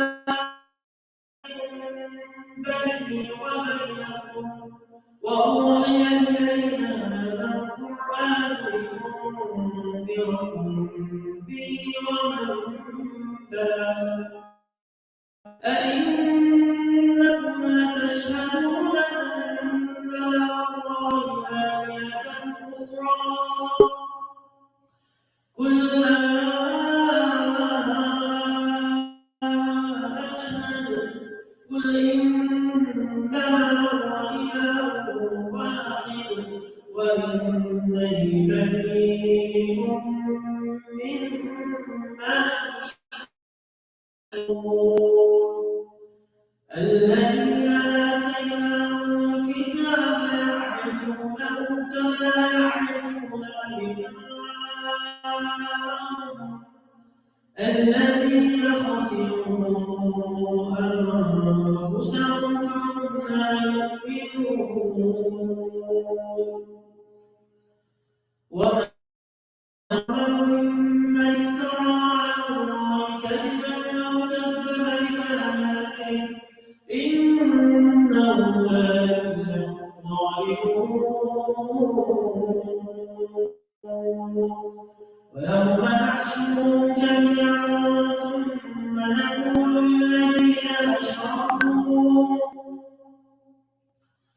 ثم نقول للذين أشركوا أين شركاؤكم الذين كنتم تزعمون ثم لم تكن فتنتهم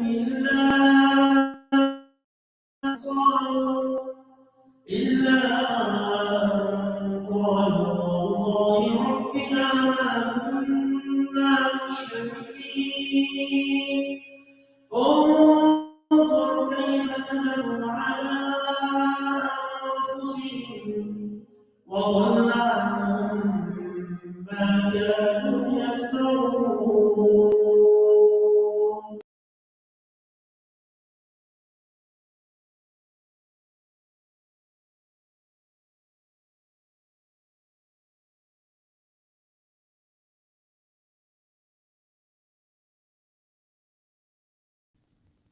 أعوذ بالله من الشيطان الرجيم بسم الله الرحمن الرحيم الحمد لله رب العالمين والصلاة والسلام على سيدنا محمد وعلى آله وصحبه أجمعين رضي الله تعالى عنهم وعن كافة المؤمنين رب اشرح لي صدري ويسر لي أمري واحلل عقدة من لساني يفقه قولي أما بعد السلام عليكم ورحمة الله تعالى وبركاته. Good evening again, dear believers. I hope all of you are well on this Friday night, on this first night of Jum'ah in Ramadan. Alhamdulillah, we've completed over a week now of the fast, and we are on our way to completing the first 10 days. We ask Allah subhanahu wa ta'ala to make our journey through Ramadan fruitful and beneficial for us in this life and in the next. Ameen. Tonight, dear believers, we journey through the 9th part of the Quran, section number 9, part number 9, Juz 9. And in Juz 9, it starts off in chapter 7 of the Quran, verse 88, and it goes all the way through to the end of chapter 7 of the Quran. And we'll notice that at the end of Surah Al-A'raf, at the end of chapter 7, there was a verse of prostration. And this is the first verse of prostration that appears in the Quran that so far. And we'll come up against 13 more of these. And so at the end of this chapter, it is the sunnah, it is a recommended practice to make what's called sajda tilawa, the recitation, the prostration for recitation of the Quran. So make sure that when you reach the end of the last verse of chapter 7, make sure you take a moment, bow down, make sajda, glorify Allah subhanahu wa ta'ala. Now, this juz, part 9, brothers and sisters, there's so much in this part, so much in this juz. You need really like an hour and a half, maybe 2 hours to really cover this thoroughly. So forgive me if I go through things a little bit rapidly, but there's so much to cover, and I want to make sure that you all have certain key take-home points tonight, reflection points to remember when you approach this part 9 of the Quran.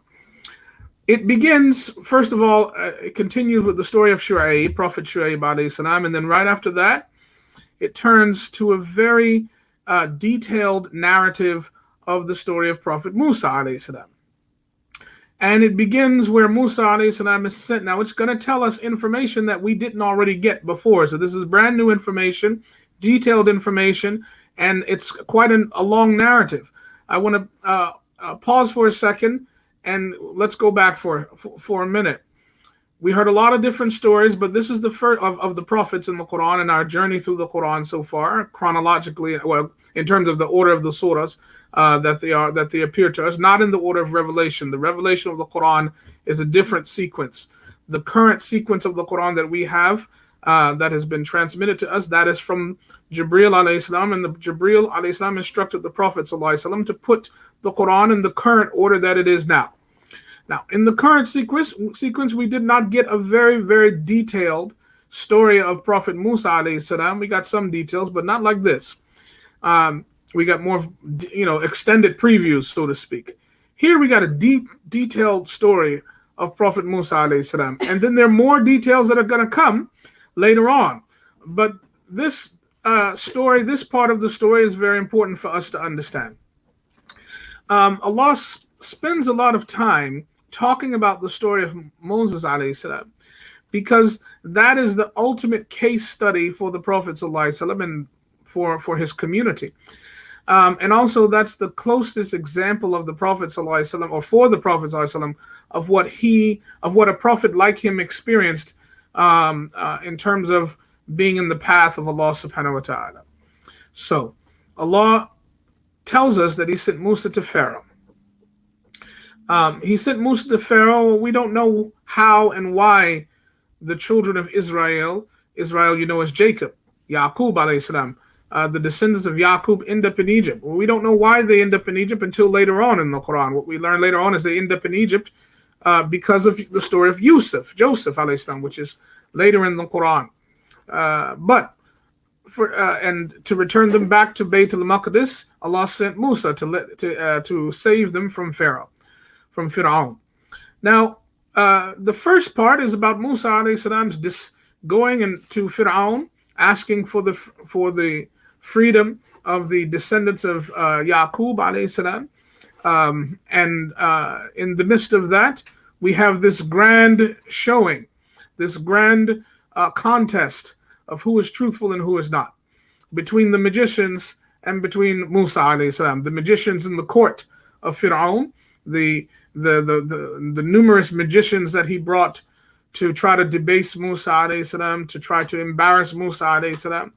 And all of them contested against Musa alayhi salam. You know the story where they threw their staffs and they became snakes, and then Musa alayhi salam threw his staff and it became a larger snake and it consumed all of the other smaller snakes. And the narrative tells us, the Quran tells us, that at that moment the Sahara, the sorcerers, the magicians, they perceived the truth. They understood that this was not magic that Musa was doing alayhi salam. This was a mu'ajiza instead of magic.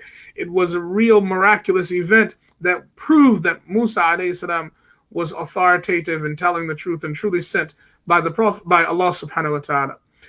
So what we get is at the end, the magicians, the sorcerers, become believers in the message and the prophethood of Musa alayhi salam. In the morning, they are magicians. In the evening, they are martyrs. In the morning, they're Sahara. In the evening, they are Shuhada. This is really powerful. This is a real powerful point, that the message of Allah Ta'ala can strike people like that. That in the morning, they are stark disbelievers. And in the evening, they are the strongest of believers who sacrifice their faith, their life, their everything for Allah Ta'ala. So you can never write people off. You can never predict how your da'wah, how your presentation, how your representation will affect other people. Don't be shy to cast your da'wah. Don't be shy to represent your faith. Don't be shy to throw your Quran in the midst of somebody. Throw metaphorically speaking, not literally speaking. Yani, to share your Quran, to share your message, to share what animates you, to share your belief in Allah Ta'ala.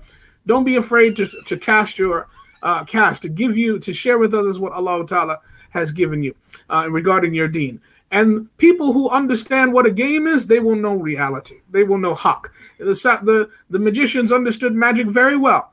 And they understood it so much that they could discern magic from reality, from real power.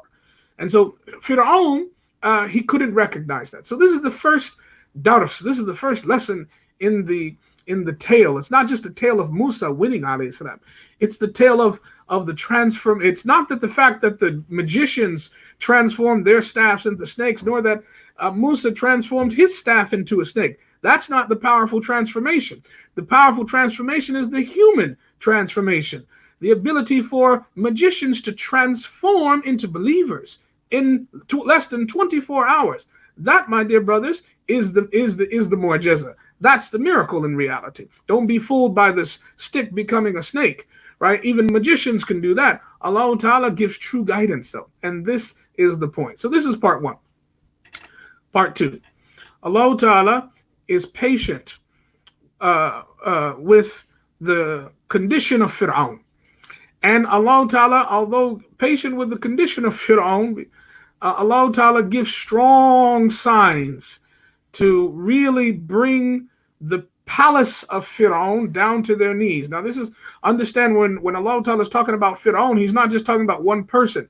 Allah Ta'ala is talking about an establishment, a palace of people, an entire army of people behind him that are ruling Egypt, that are subjugating an entire population. One human being cannot subjugate.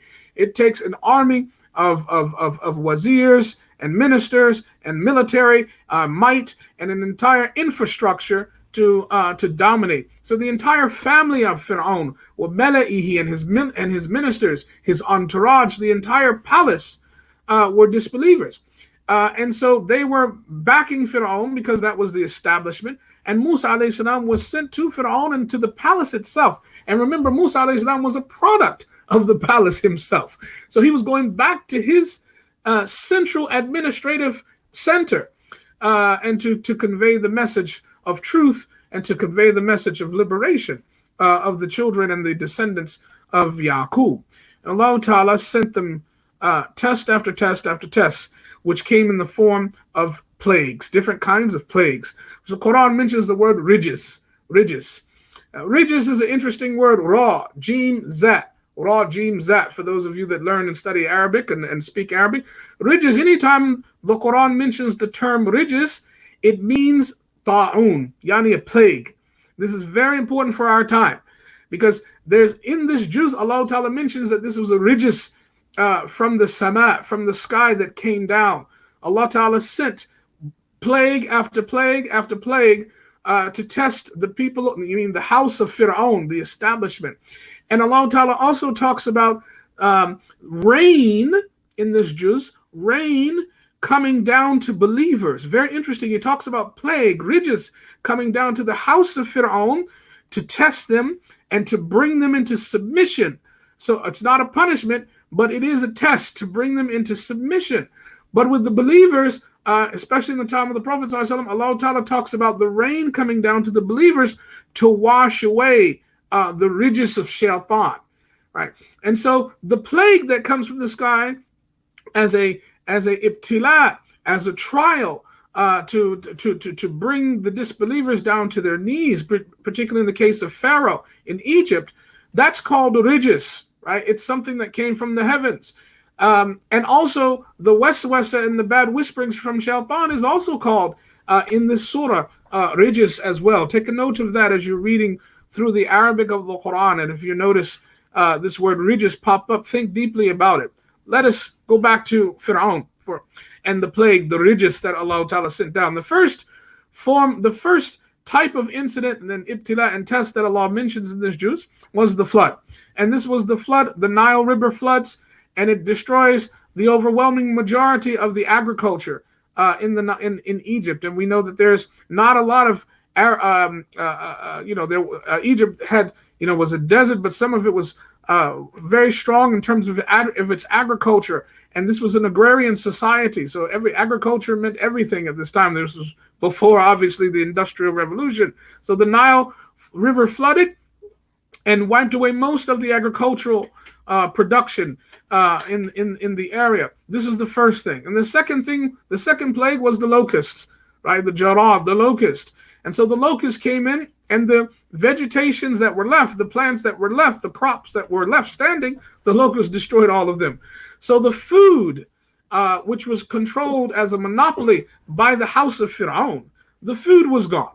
So Allah Ta'ala broke down their consumption. This is very interesting. So they had to fast. They had to fast. Now, in addition, there were grains that were stored up in the storehouses of Pharaoh. And Allah subhanahu wa ta'ala sent a plague that produced lice in the grains. And so anytime they would go for their grains, for wheat, they would go to their what we would call today reserves. They would go to their reserves, their stored food. They would find that was infected with lice and with bugs, right? And so it wasn't really edible. And those bugs, those lice and those bugs and maggots later on, turned into bugs, turned into flies. And so they had a big epidemic with flies, which spread another type of plague. And then Allah subhanahu wa ta'ala later sent frogs. And the frogs to not only eat the flies, but to terrorize the inhabitants. The frogs were in the houses, they were in the cupboards, they were in the people's beds, they were in the food, they were in the wells, they were in the toilet areas, frogs jumping out of everywhere. People couldn't even live because of the frogs around, right? So it was back after back. And then when they finally went to at least try to survive and break their fast, so to speak, they didn't have hardly any food. When they would at least try to get water, they would go to their wells. And then they would wake up in the morning, go to their wells, and they found that all the water had turned into blood. Right? Plague after plague after plague, which transformed their life and really shocked the people. And this is not magic. This was nothing but a sign from the heavens. And so they asked Allah subhanahu wa ta'ala, the house of Fir'aun asked Musa alayhi salam to ask Allah subhanahu wa ta'ala to remove the rijis, to remove the plagues that had come from the heaven. So Musa did that, and then they said they would believe, but then they did not believe. And Allah tells us that later on, because of their obstinance, because of their going back on their covenant that they said they were going to believe in Allah subhanahu wa ta'ala after time after time after time, and the household of Fir'aun went back on their promise. So because of that, Allah ta'ala said that He drowned them in the sea. So this is the first story that Allah subhanahu wa ta'ala sends us test after test after test after test to try us, to give us opportunities to reform our ways, right? And in many cases, the greatest sign of test from Allah subhanahu wa ta'ala is a plague. That's the greatest sign of a test. Whenever a ta'un comes, whenever a plague exists, hello, the times that we're in today, that tells us that these are trying times. This is a test from Allah Ta'ala, and that this is the time for everyone to make sure that they are not going back on the covenants with Allah subhanahu wa ta'ala. That the plague will end, the time will end, but then that's time for us to make sure that we don't revert back to our own obstinate ways of rejecting Allah subhanahu wa ta'ala. This is the first thing. So they exit Fir'aun's structure. And Allah Ta'ala gives the other part of the story of Musa here. This is very important for us to reflect on. This is why I'm spending some time on this. And this is the part where Musa alayhi salam is gifted he spends 40 nights in the khalwa, in the privacy, in the solitude, in the miqat. Allah Ta'ala says it's at a miqat, which is where later on we find out is Jabal Tur, in the Mount Sinai. He spends 40 nights there. Allah Ta'ala gifts him the alwah, the tablets, which are inscribed on them, wahi from Allah subhanahu wa ta'ala. Musa goes back to his community and finds that they're worshiping calves, and he breaks the tablet, etc. But then the dua of Musa is very powerful. That's the point. The dua of Prophet Musa alayhi salam is very powerful.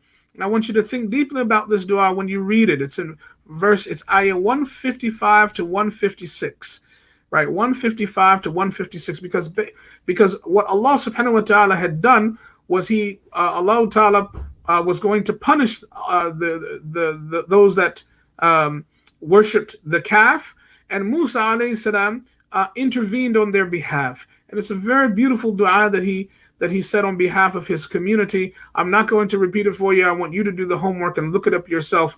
Verse 155 in Surah Al-A'raf.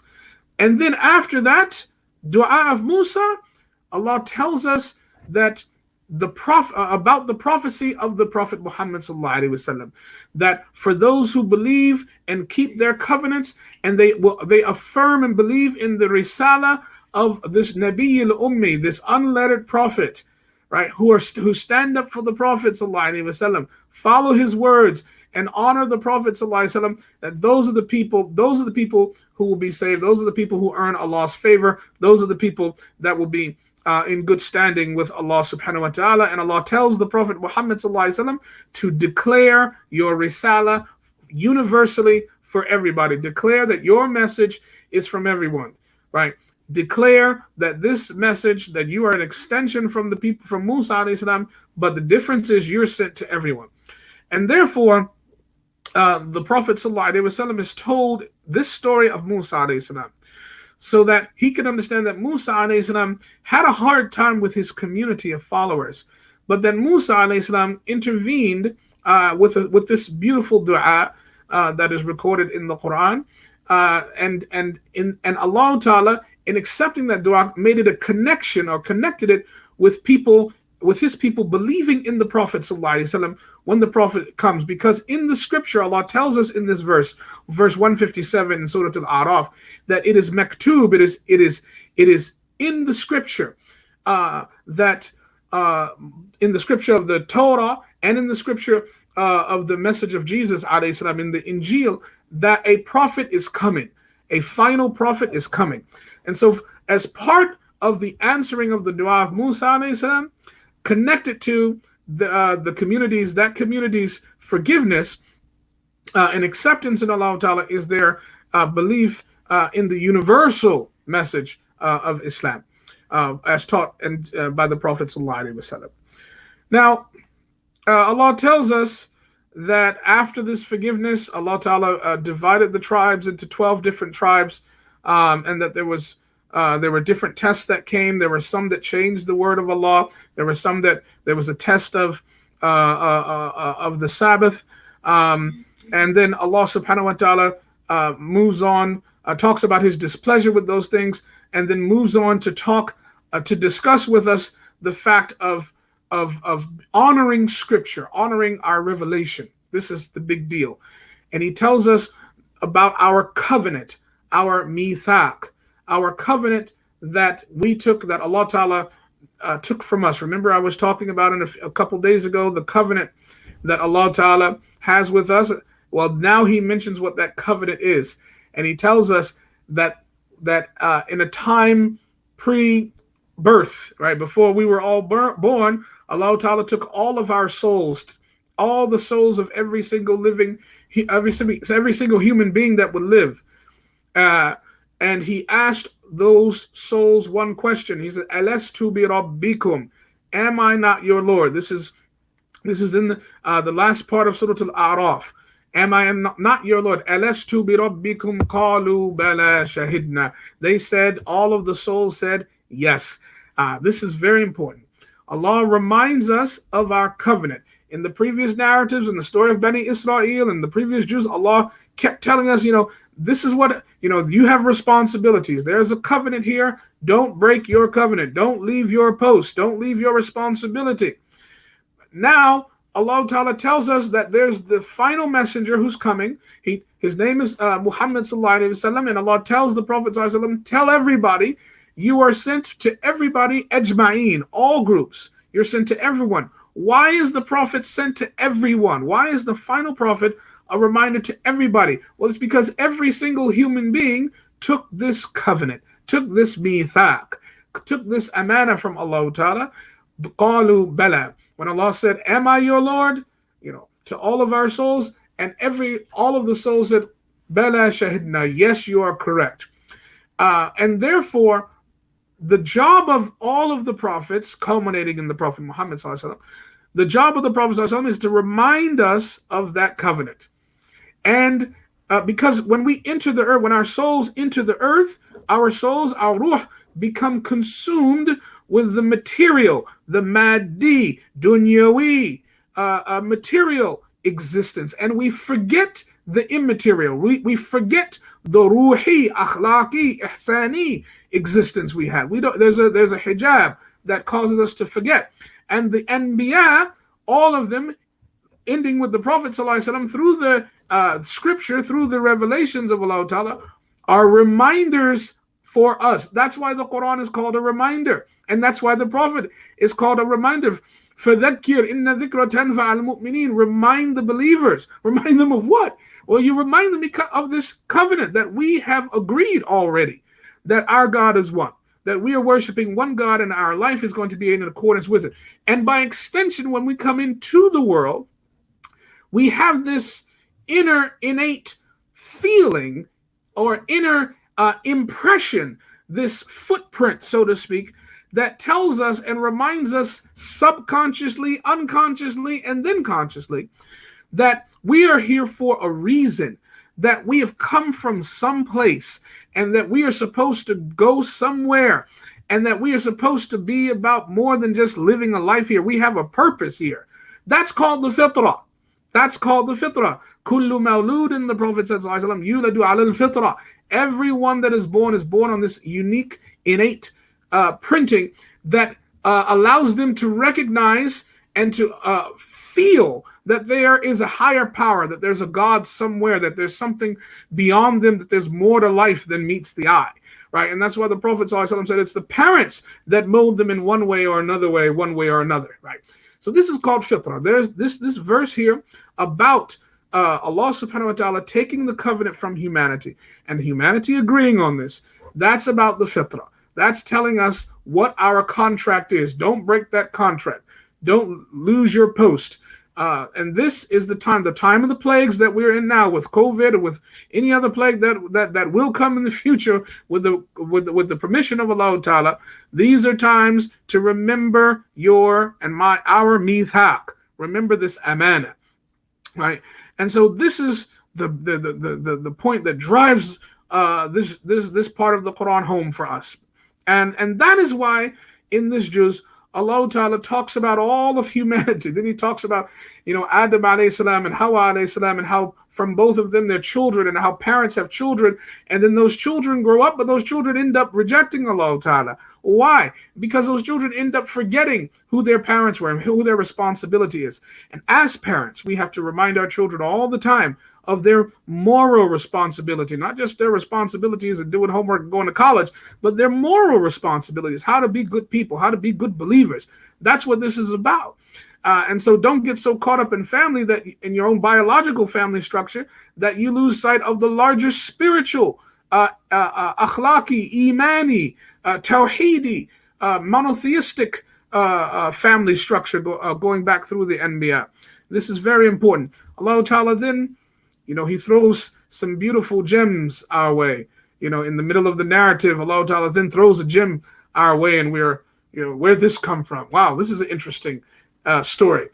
Allah Ta'ala throws a gem in there, in the midst of all of this profound dialogue, deep stories about the plague of Musa, the situation with Musa and the Prophet ﷺ, and incidents about the mithaq, this covenant, very profound, deep information, and about how humanity is birthed and how humanity continues, but then they transgress. And then there's a small case study. Allah gives us the case of a person, one man. This is very interesting. You'll only find this once in the Quran. Allah gives us a case of one person who was given gifts from Allah, signs of Allah, and then the person rejected. Right? What is this case? What is this case? You should look at this as well. Ayah 175. Go look at it. Go research it after the khatira, because I'm ending in 2 minutes. 175. Write it down.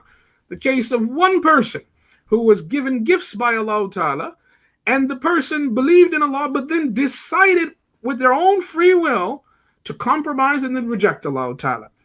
Allah Ta'ala then says, don't be like that, because this person was debased. What is this case? This is the case of a man who grew up to be a scholar, a big scholar. And he was sent by Musa. He was gifted deep information about the Torah, and Allah opened up secrets to him and deep ayats and signs to him that were he had a deeper understanding than most of the common people and most of the other rabbinical scholars. And so Musa alayhi salam sent him as his own messenger to the king of a place called Madian. And this man's name was Bal'um. It's not in the Quran, but it's in the commentaries. His name's not important. The event is important. He was sent as a messenger representing Musa alayhi salam to the king. And when he gets in the king's palace, the king throws wealth on him and gives him, plush lifestyles and comfortable surroundings, and gives him money and bribes him, not to go back and this, that, and fills his heart with wealth. And the man starts to love it. He succumbs to it, and then he binds himself to this luxurious plush lifestyle and willingly disbelieves in what he has been taught and what he has learned, abdicates his post as a messenger from a messenger of Allah Ta'ala, and stays in the palace and does the king's bidding, and he sells himself out. Allah Ta'ala says this person is like a dog, and I'll let you read the verse to think deeply about it. Verse 175. Don't be like that. Don't be recipients of the divine message. And it's a very big, powerful example for scholars as well. People who have ilm, and then they go around and peddle, their ilm for money. Very, very careful, very dangerous thing. Don't be people who have a message, and then you sell out. You abdicate your post. You have the most precious gem, dear believers, the Quran, the Sunnah of the Prophet ﷺ. Don't sell that for anything. Always, always, always keep your posts. Represent. And then the juz finishes, or at least the surah finishes, with this just a simple reminder that when the Quran is recited, pay attention. When the Quran is recited, right, istami'u lahu wa ansitu, pay attention. And then the surah ends with sajda. That's profound, brothers and sisters. That's deep. So when the Quran is recited, listen and pay attention. And then the surah ends, and khalas, that's it. أقول قولي هذا واستغفر الله لي ولكم لسائر المسلمين. Join us tomorrow night as we continue in Juz 10. Assalamu alaikum rahmatullah.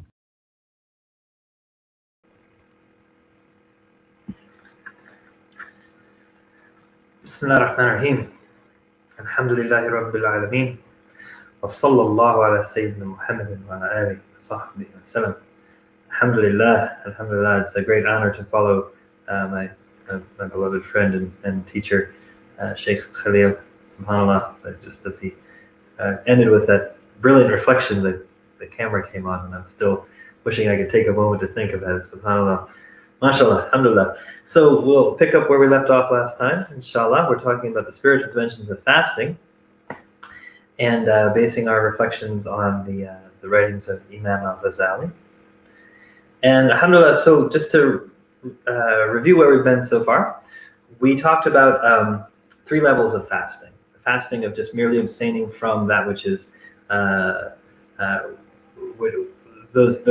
things that would invalidate the fast were we to partake in them. So abstaining from food, drink, and marital relations. That's the lowest level. It's the bare minimum. It's blessed. It's wonderful, but it's just getting in the door. The second level that Imam al-Ghazali mentions really focus on certain acts of disobedience of the body, and especially as they impact the heart, as well as blameworthy inner qualities that we that we strive to refrain from. Sins of the body and sins of the heart. We can say that there are actions of the heart, in a sense that having pride and arrogance and envy, thinking bad of people, and so on, doubting. These types of things can be negative qualities that we need to overcome. And if you mentioned the third level is the person who abstains from anything that distracts from Allah, in the sense that their heart abstains. Their heart abstains from contemplating, reflecting on, connecting to, desiring anything other than Allah. And these are the people who are in a state of constant presence and nearness to Allah. And may Allah make us all from amongst them. Alhamdulillah. So then last time we talked about the second category that is going above and beyond merely abstaining from the invalidators of fasting, right? We talked about how fasting and moderation in food in general can impact us in our spiritual path. So we spent a lot of time talking about that, how it aids that fasting and controlling the amounts and times and qualities of things that we eat, or I should say, types of things that we eat, that being moderate in those things. We talk about how that can aid us in our purification of our hearts, and with the getting rid of negative qualities and adorning ourselves with meritorious qualities. That leading to stronger spiritual insight, or basira. And where we left off was with this concept of journaling to sincerity that I've been talking about a lot lately here, and also in some of my other writings and opportunities to share my thoughts. So we left off returning to the concept of journaling to sincerity with the aim to apply a little bit more of the knowledge that we've just recently covered.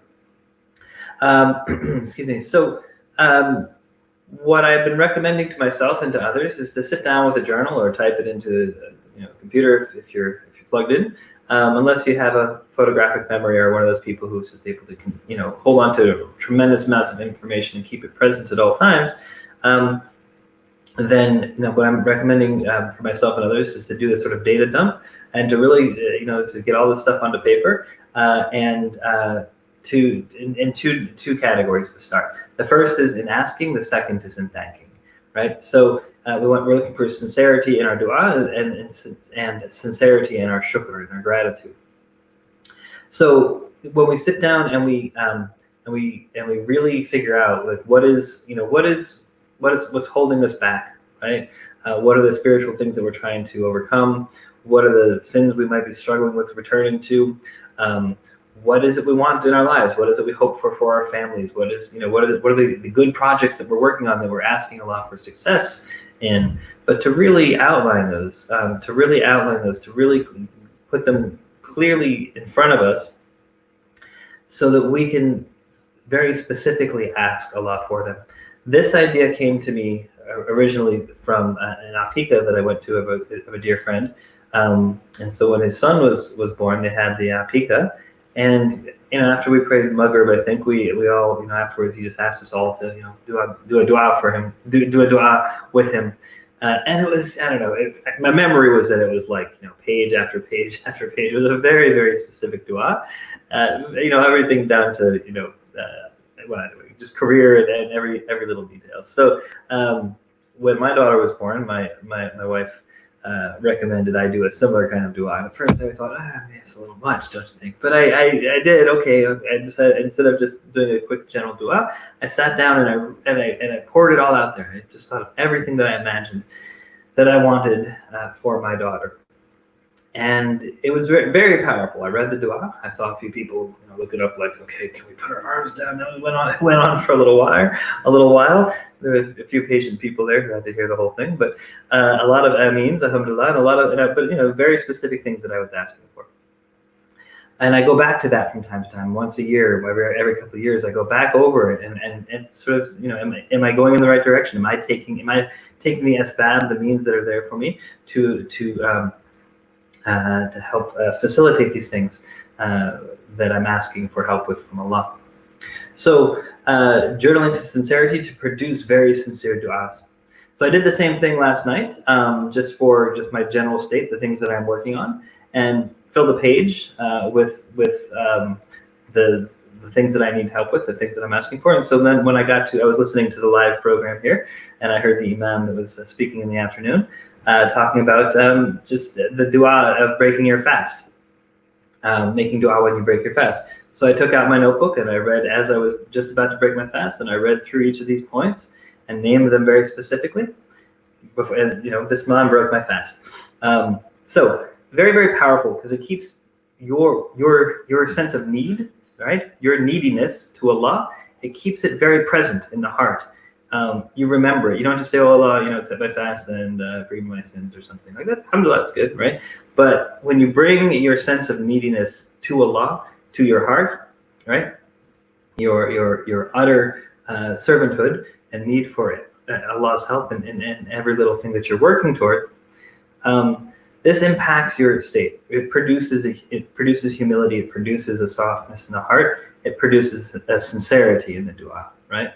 And you remind yourself that nothing's going to work out if Allah doesn't will it to work out. Nothing's going to fall apart if Allah doesn't will it to fall apart. Whatever is going to happen is going to happen by Allah's will, and it leads us to contentment in Allah's destiny and reliance on Allah in bringing about whatever it is that we seek.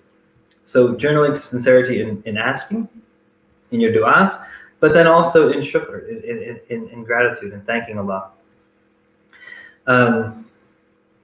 This is extremely important in terms of our state. This will impact the quality, the meaning of our worship and of our daily lives. When we remember all of the things that we have to be thankful for, even in times of great challenge.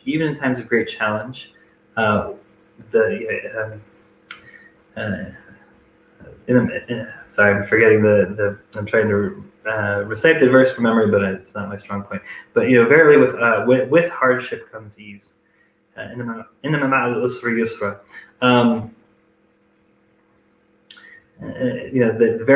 with hardship comes ease.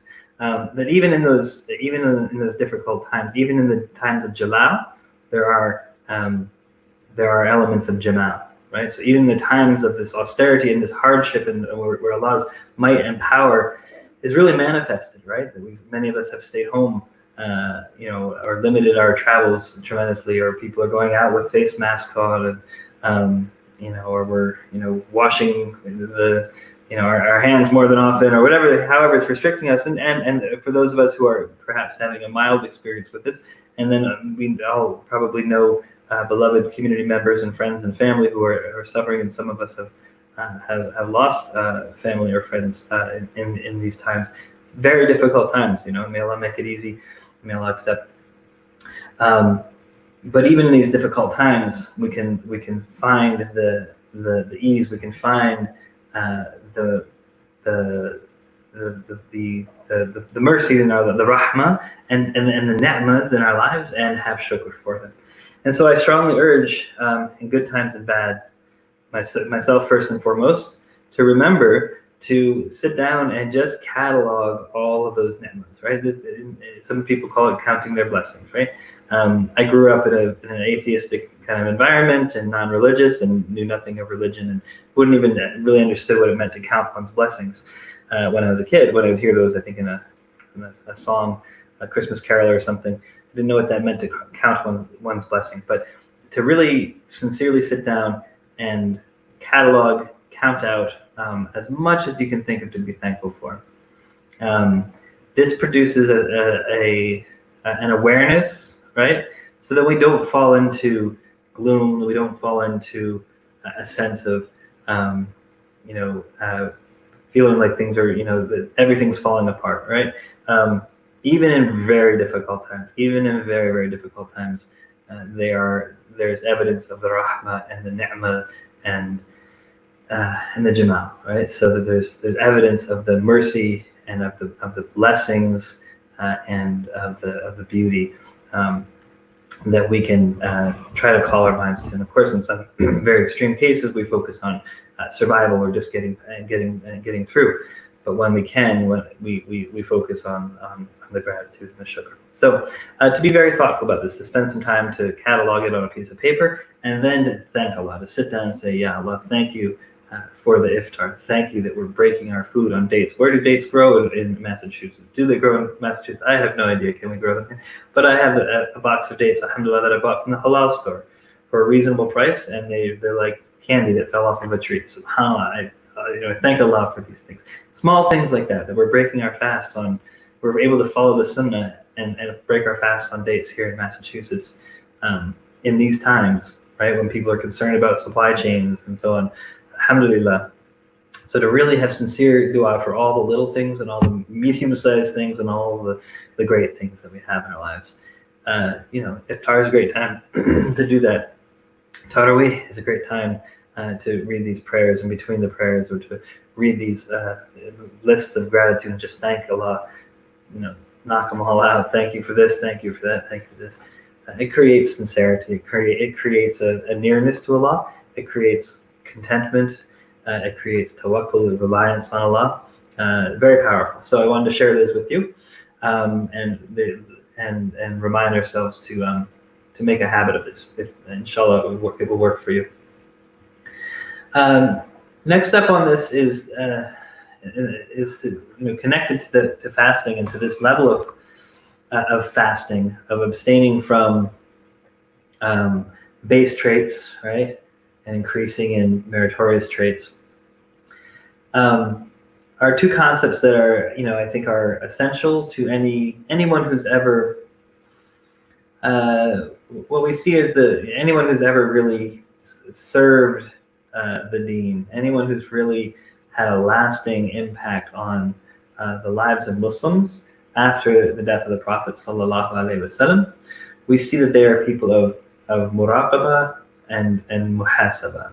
They're people who watch over their actions, knowing that Allah is watching over them, and they take themselves into account. And this can be, and especially in a busy sort of lifestyle that we live, it can be very helpful to have a habit of, you might call it a taqwa checklist, right? To have what's on your list. You might not want to spell them all out, but what are the things that you need to get rid of, right? What are the harams that you keep on falling into, especially the ones that are habitual. And I'll come back to some of those in a moment, but have a taqwa checklist that are, especially the things that are quantifiable. The things that are, don't do this, don't do too much of this, don't, whether it's eating too much or whether it's watching too much or it's listening, whatever it may be. But to stay away from, to have a list of those things that you need to start whittling away at. Nobody's going to be perfect except for the prophets, alayhi salatu wasalam. But we want to whittle away at those, get the harams out of our lives. And then bring all the wajibs and the mandubs in, right? So to have a taqwa checklist, that we're returning to regularly. So throughout the day, to make a plan, throughout a week, to make a plan. could be to pray all your prayers on time. It could be to avoid talking trash about people behind their backs. It could be about minimizing the amount of screen time you have and limiting it to just the beneficial. Excuse me. So having that sort of general list and intentionally sort of knocking away at it. Imam al-Ghazali mentions 10 blameworthy traits in particular that he says are the roots of all the other ones, or so that they can be reducible to these 10. And these we've come back to these a lot. So when he mentions, when we mentioned last time, like the 7 secrets of fasting and hunger, pure heart, penetrating insight, softening the heart so that the effects of dhikr can be experienced, humbling the ego to break pride, the tribulation is a door to paradise, that hunger is something that has tremendous power over the ego. Breaking base, hunger and fasting helps us to break our base desires that are the seeds or the origins of our bad actions. That they lighten the hunger, lightens the body for tahajjud prayers, for extra prayers, and instead of making us kind of spiritually lazy. And it lightens our burdens and makes us more content with having just a little. Right? These are elements that impact us at the level of character. Excuse me. So the 10 blameworthy traits we mentioned last time, the chapter on the evils related to food, excess and haram foods, and eating too much, even not the halal, and then the benefits of reducing and fasting and so on. The next chapter, the second chapter in the section on the blameworthy traits, are the evils related to speech. And I wanted to remind ourselves, myself first and foremost, the 3 sunnahs of fasting. So when we read in books of fiqh and Islamic law, after mentioning the invalidators of fasting, or the core components and definitions and so on of fasting, they mention, at least in the books that I've studied in the Shafi'i school primarily, the 3 sunnahs of fasting. The first is to hasten the iftar, right? So when one has absolute certainty that the sun has set, to hasten the iftar, to not delay it. This is something we should be careful of. I see in our community in the Boston area all around, it's important to really determine that the time of prayer has come in, that the clock on the wall of the mosque is in fact corresponds to multiple cell phones, for example. I've heard a few early adhans, unfortunately. Hasten the iftar, but do it when the time actually comes in. Delaying suhoor until close to the time of dawn, avoiding times of death. And the third one is leaving base and sinful speech. Right? These are the 3 sunnahs of fasting. Right? Hasten the iftar, delay the suhoor, and leave and avoid base, sinful speech. Things like, and the scholars mention things like riba, backbiting, saying something about somebody behind their back that would bother them if they were present. Namima, spreading news, information about people in a way such that it would worsen relations between them. Al-khawd fil batil, falling into the discussion of things that are useless, impermissible, false, not connected to truth, and doing the right thing. And also, things like lying. There's others. These are some of the sins of the tongue. We'll unpack some more of them. So lying. So this is a great time. It's always a great time, but Ramadan's an especially great time because every good deed is multiplied so much, and there's so much tawfiq, and there's so much barakah, there's so much success from Allah, and so much blessings that come in this time. To add to our taqwa checklists, to very intentionally try to get rid of things like ghiba, namima, so backbiting and tailbearing and lying, and talking about the useless and immoral. This is, I think, very important for the strength of our communities. In general, I see communities all over the world that I might have some kind of contact with, or in the communities that I live in. This is something that is very much at the heart of many of our hardships. They're also connected to things like su'u dhann, having a bad opinion of others, like suspicion and so on and so forth. But if we're really to improve as a community, we really need to work on ourselves, and the sins of the tongue, so to speak, the base and haram and bad habits of speech are things that we should be actively working on as our on our daily checklists, on our daily to-do lists. Get rid of that riba from our lives. Get rid of that backbiting from our lives. Get rid of the tail bearing from our lives. These will have profound effects on your own heart, how you feel, and then also how other people experience you. That is to say, how you impact socially and spiritually and emotionally the communities that you're in, whether it's at work or in your family or in your neighborhood or whatever it may be. If we can really rein in our nafs, so that we can really rein in our tongues, it brings about, there's tremendous blessing and it brings about tremendous unforeseen and unplanned successes. So our next effort in seeking the spiritual dimensions of fasting are to really pay close attention to that sunnah.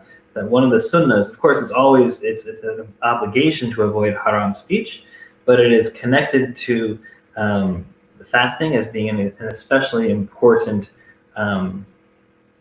element to bring our attention to. Something the Prophet ﷺ would emphasize, and it's something that we should raise to a level of importance and awareness. It's not just avoiding the food and drink, right?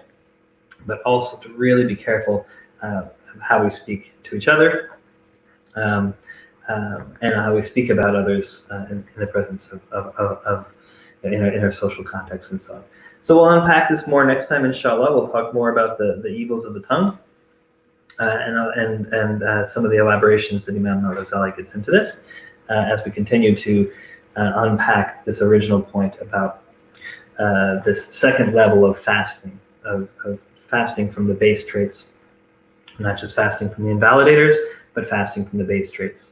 If we can purify those, then this opens the heart to a greater, deeper spiritual experience, and improves communities, tenfold and more. So, alhamdulillahi rabbil alameen, wa sallallahu ala sayyidina Muhammadin wa ala alihi wa sahbihi wa sallam. Jazakumullahu khairan. I look forward to being with all of you again next time. And as always, if there's questions, feel free to put something in the chat box or send an email, inshallah. Jazakallah khair. Assalamu alaikum wa rahmatullahi wa barakatuh.